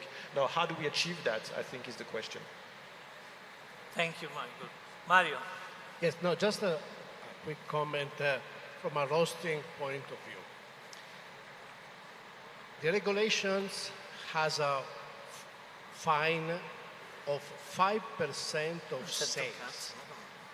Not profit, not the dollar, not euros, nothing. 5% of sales of the group worldwide.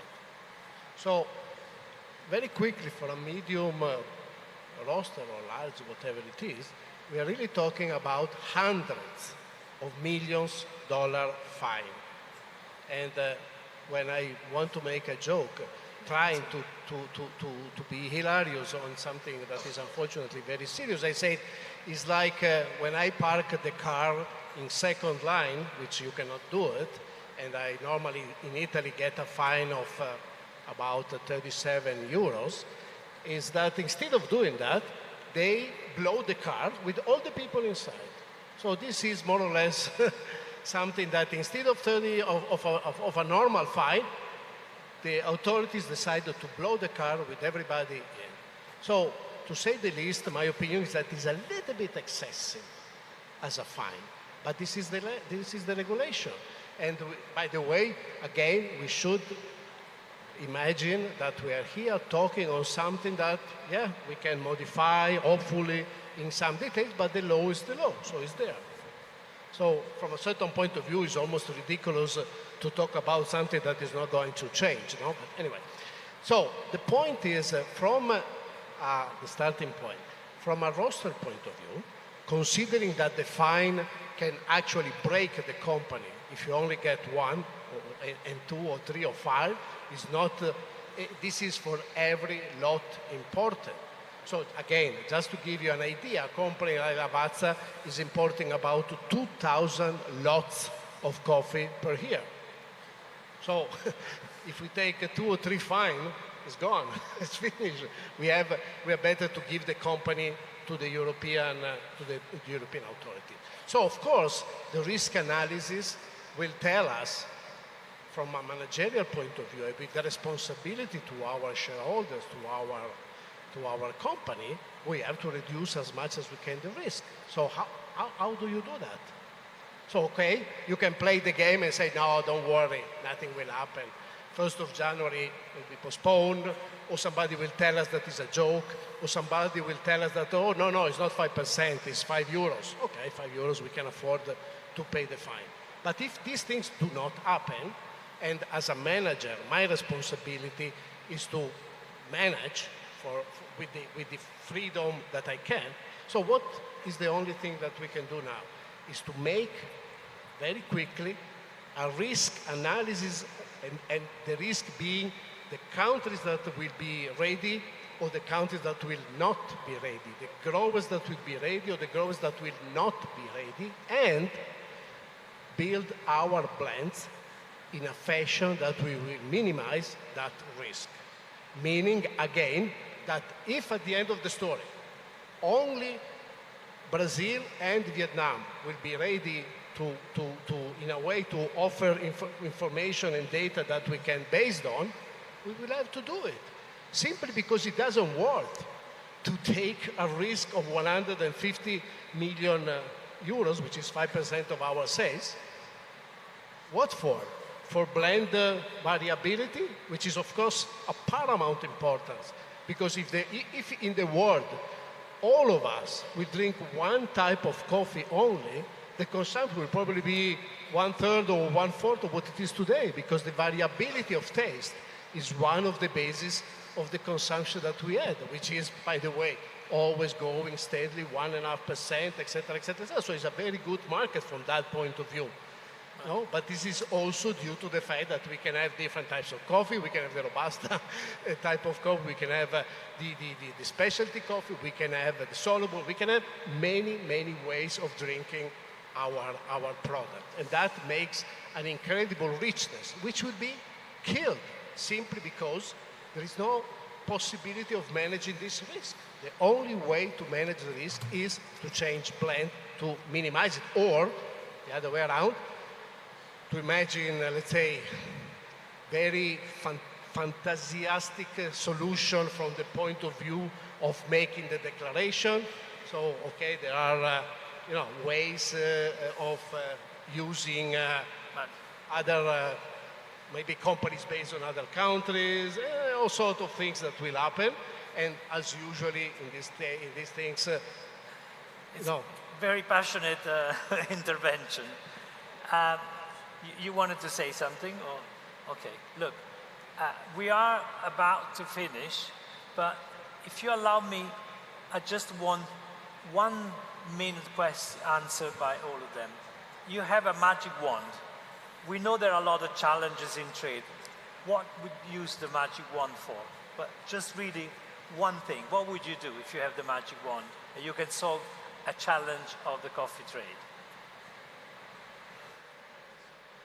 It's a difficult question, but I wanted to know because we heard so many, about the difference between one origin, diversification, the problem, okay, climate change, the changing regulatory framework. Things are becoming more complex. We understand the decision is made by roaster, not by the farmer, by the consumers. We look about traceability, we look about mechanisms to solve this that were proposed. But now you have the magic wand. What do you do, Ramesh?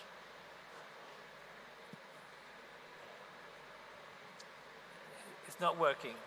His microphone, it doesn't never work. We get one. Use that one. I think the biggest problem the trade faces is with regulations. Right. Okay. So if I had a magic wand, I would remove all these restrictions. You will remove the regulations? Yeah, I think it should be, quality is very clear. Quality is something between the producer and the buyer. It's final, the buyer sees it, he likes it, it's there. Now in between we have, between the grower and the roaster, you have the whole chain of regulations starting from producing country right till the end. So he eliminates all the regulations. So can we adapt also to drinking, driving, everything? No regulations. No, not that. Okay, you have to drive. You can't have everybody driving on whichever side of the road you want. You need minimum, those are, regulations that meet trade regulations, not... Okay. Now, Mario, let's make it a We all want the objective. We started 4 years ago a deforestation-free coffee project and activity with the government of Ecuador. So this is out of question. I don't want to discuss my attitude to that. But the point is we have to stop everything and start, unfortunately, from zero. Starting from zero means, first of all, let's talk with the coffee producer, let's talk with the coffee user, and having very clear the objective, which I think nobody disagree, we have to find workable and effective solutions. Okay, thank you. Amit. I think build capacity and capability at the weakest level first. Coffee is just too precious to be left to two origins, right? Yes. If it's two origins in the end, it's just not worth having any of these things, right? Yes. So it's just too precious. We have to move beyond this bipolar world of coffee, right? And build capacity and capability. I would introduce more regulation. And the regulation I would introduce is to force all the world's roasters to tell us where they're buying coffee from. Just like the manufacturer of a shirt in India, when he exports to Europe, he has to say where it's made. The European roasters and the world's roasters are under no obligation to tell us where they're manufacturing and producing coffee from. And the day that happens, I think you'll find that the world's environmentalists will be putting pressure on roasters to diversify the origination and help the world's farmers. Okay, that's one point of view. Now, let's see your magic wand. Just one final comment, if microphone works. No, I agree with everything that was said and with anything that was said. but basically, whatever is done with more or less legislation, with more or less information, which I agree with that. If we continue down this path, this is going to be to hit directly the smallholder coffee farmer. And that's one of the biggest concerns. I don't know if you haven't had the chance to see it. Professor Jeffrey Sachs in Columbia University made a study where he says two very interesting things. One is the way things are going, small coffee holder farmers are going to disappear or are going to suffer a lot. And there was a few years ago with working with the World Coffee Producers Forum. And the second thing is he proposed something that at the time, and this was presented in Brazil in 2019, people said, you know, that's kind of crazy, this idea. To have like this global coffee fund that will be funded by the industry to help farmers cope with climate change and to adapt and mitigate the effects of climate change. People said, you know, this is undoable. I was very happy to hear, I think it was Andrea Ili who said that. A very similar idea. If it was Andrea, my apologies, but I think it was Andrea. And saying, you know, we need to fund this initiative, we need to fund climate mitigation adaptation. And who has the funds? Traders and mostly roasters and retailers. Because farmers certainly do not have the funding, and they are the ones suffering the worst consequences. I invite you all to look at, again, the climate change patterns which happen in the tropical belt between in the equator line, where coffee producing countries are located. Thank you. So if I have a magic wand, so for all the products which I am selling in the market, I would like to make full traceability of all the materials going into it, right up to the origination of the plantations and the smallholders, with the ultimate objective that we've all been talking about smallholders today, that I want to make a positive impact on the lives of the smallholders. So that's, if I have a magic wand, that's the most direct impact which I would like to make. Thank you. Thank you. Monsieur Gouton.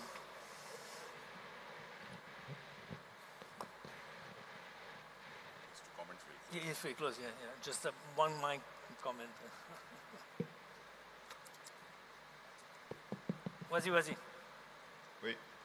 En fait, je vais parler français avant. Ouais. Je disais justement qu'en fait, il n'y a pas de solution magique parce que nous sommes nous-mêmes les magiciens de ce que nous faisons.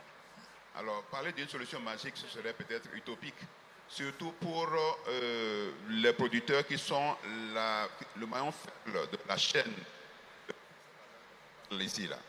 Il y a eu beaucoup d'intervenants aujourd'hui, beaucoup d'interventions bien sûr sur les différents problèmes liés à la production, à la transformation, à la commercialisation et à tous les impacts qui affectent tout l'itinéraire technique et commercial. Il y a bien entendu aussi le problème de la déforestation, etc. Vous savez, tous ces problèmes qui se posent actuellement sur la filière font que aujourd'hui, pour vraiment être magicien, je crois qu'il faut faire appel à un secours plus important, faire appel à Dieu. Or, nous voyons ici que même Dieu est fatigué de tous ces problèmes qui se posent actuellement au niveau de cette population qui souffre au jour le jour de ce qu'il produit, qu'il ne consomme pas, ou ce qu'il consomme et qu'il ne produit pas. Voyez, donc pour conclure encore à nouveau, je dis la solution en réalité c'est une concertation entre tous les acteurs de ces filières, de ces matières premières. Parce que s'il n'y a pas une concertation inclusive, je pense qu'il n'y aura pas de magie. Merci. Michael, Michel. Yeah, I kind of agree. I don't think it takes a magic wand to fix the current challenge. I mean, if I had a magic wand, I would like everybody to be safe and healthy, and that we would be protected of the worst consequences of climate change and biodiversity loss. That would be my choice. Now, if we were to solve the situation of coffee in India in particular, I mean, talking to an Indian audience in large part, I think India is very well placed because already in India you have very strong public digital infrastructures in place. So it's possible with very minimal cost to identify people, to connect to their phone number, to their bank account, and to a large extent it wouldn't be too much of a stretch to imagine that you could connect it to a farm. And once you have that data infrastructure in place, making it a transparent system is not rocket science. I mean, it has been done in other geographies, maybe not at that scale, but I think the basis, the technical basis of making the supply chain more transparent, more easy to trace, and to attach ESG performance, not only deforestation, but ESG performance to the production and trade of all commodities is probably the way of the future, irrespective of regulation, because that's what the consumers want. They want to be sure that they are not complicit of social or environmental harm. Well, thank you very much. I'd like to thank all the participants for this very rich, interesting, complex, and passionate discussion. And just I can quote Juan Esteban, the only solution to go to heaven without dying is to have a cup of coffee. Do you agree? Okay, that's it. Thank you very much. I request you to kindly stay back for a moment. Thank How can we leave the esteemed delegates without felicitating them? I would request the Joint Director Research of Coffee Board, Mr. Naveen Behel Rintathiang, to kindly felicitate. First of all, I would request Mr. Gerardo Pataconi to kindly come forward. Gerardo, kindly come forward. Sorry. Yeah. Ladies and gentlemen, please put your hands together. It was a very engaging session in terms of keeping us totally engrossed.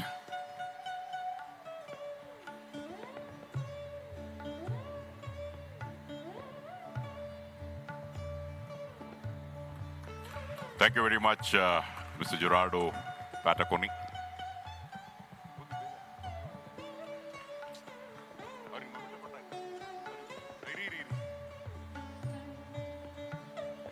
Thank you very much. I would now request Mr. Trishul Mandana, the Managing Director of Wall Cafe, to kindly come forward.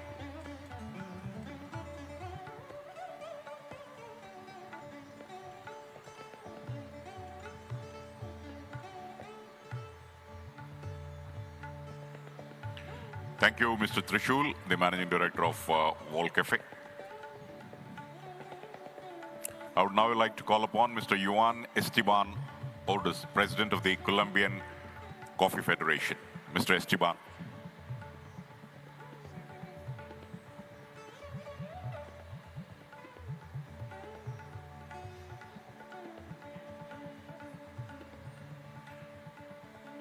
Thank you, Mr. Juan Esteban Ordaz, the President of the Colombian Coffee Federation.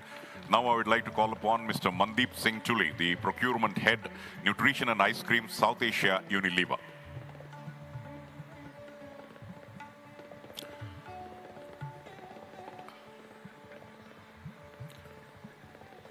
Thank you, Shri Mandeep Singh Tuli, for your presence and participation in the panel.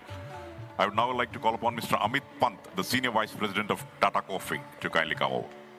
Mr. Amit Pant.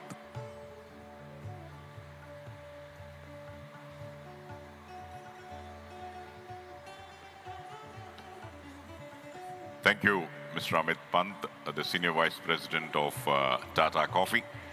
I will now like to call upon Mr. Marlo Cerruti, the Chief Institutional Relations and Sustainability Officer, Lavazza Group.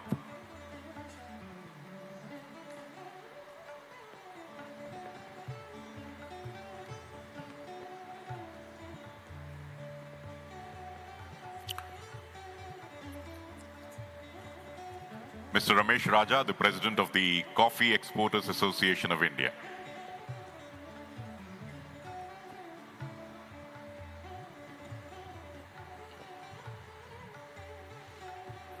Thank you very much, Shri Ramesh Raja, for your presence and participation in the panel discussion. The President of the Coffee Exporters Association of India, Bengaluru.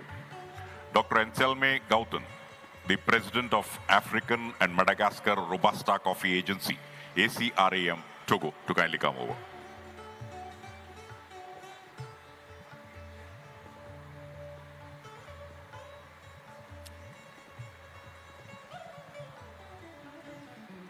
Thank you, Dr. Anselme, for your presence and presentations and comments and remarks. Thank you.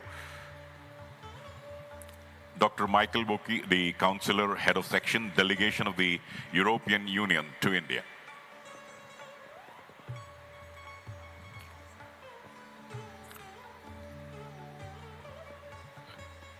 Thank you very much, Doctor.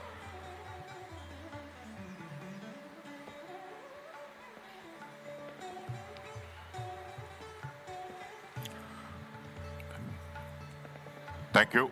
Now I'd request all the panelists to kindly come forward. Sir, be there. All of you together for a photograph. With the memento, please, with the memento. You can carry the memento with you and then come for a photograph. In the meantime, please note there is one more session after this, but after that, at 6 p.m. onwards, there is a musical evening.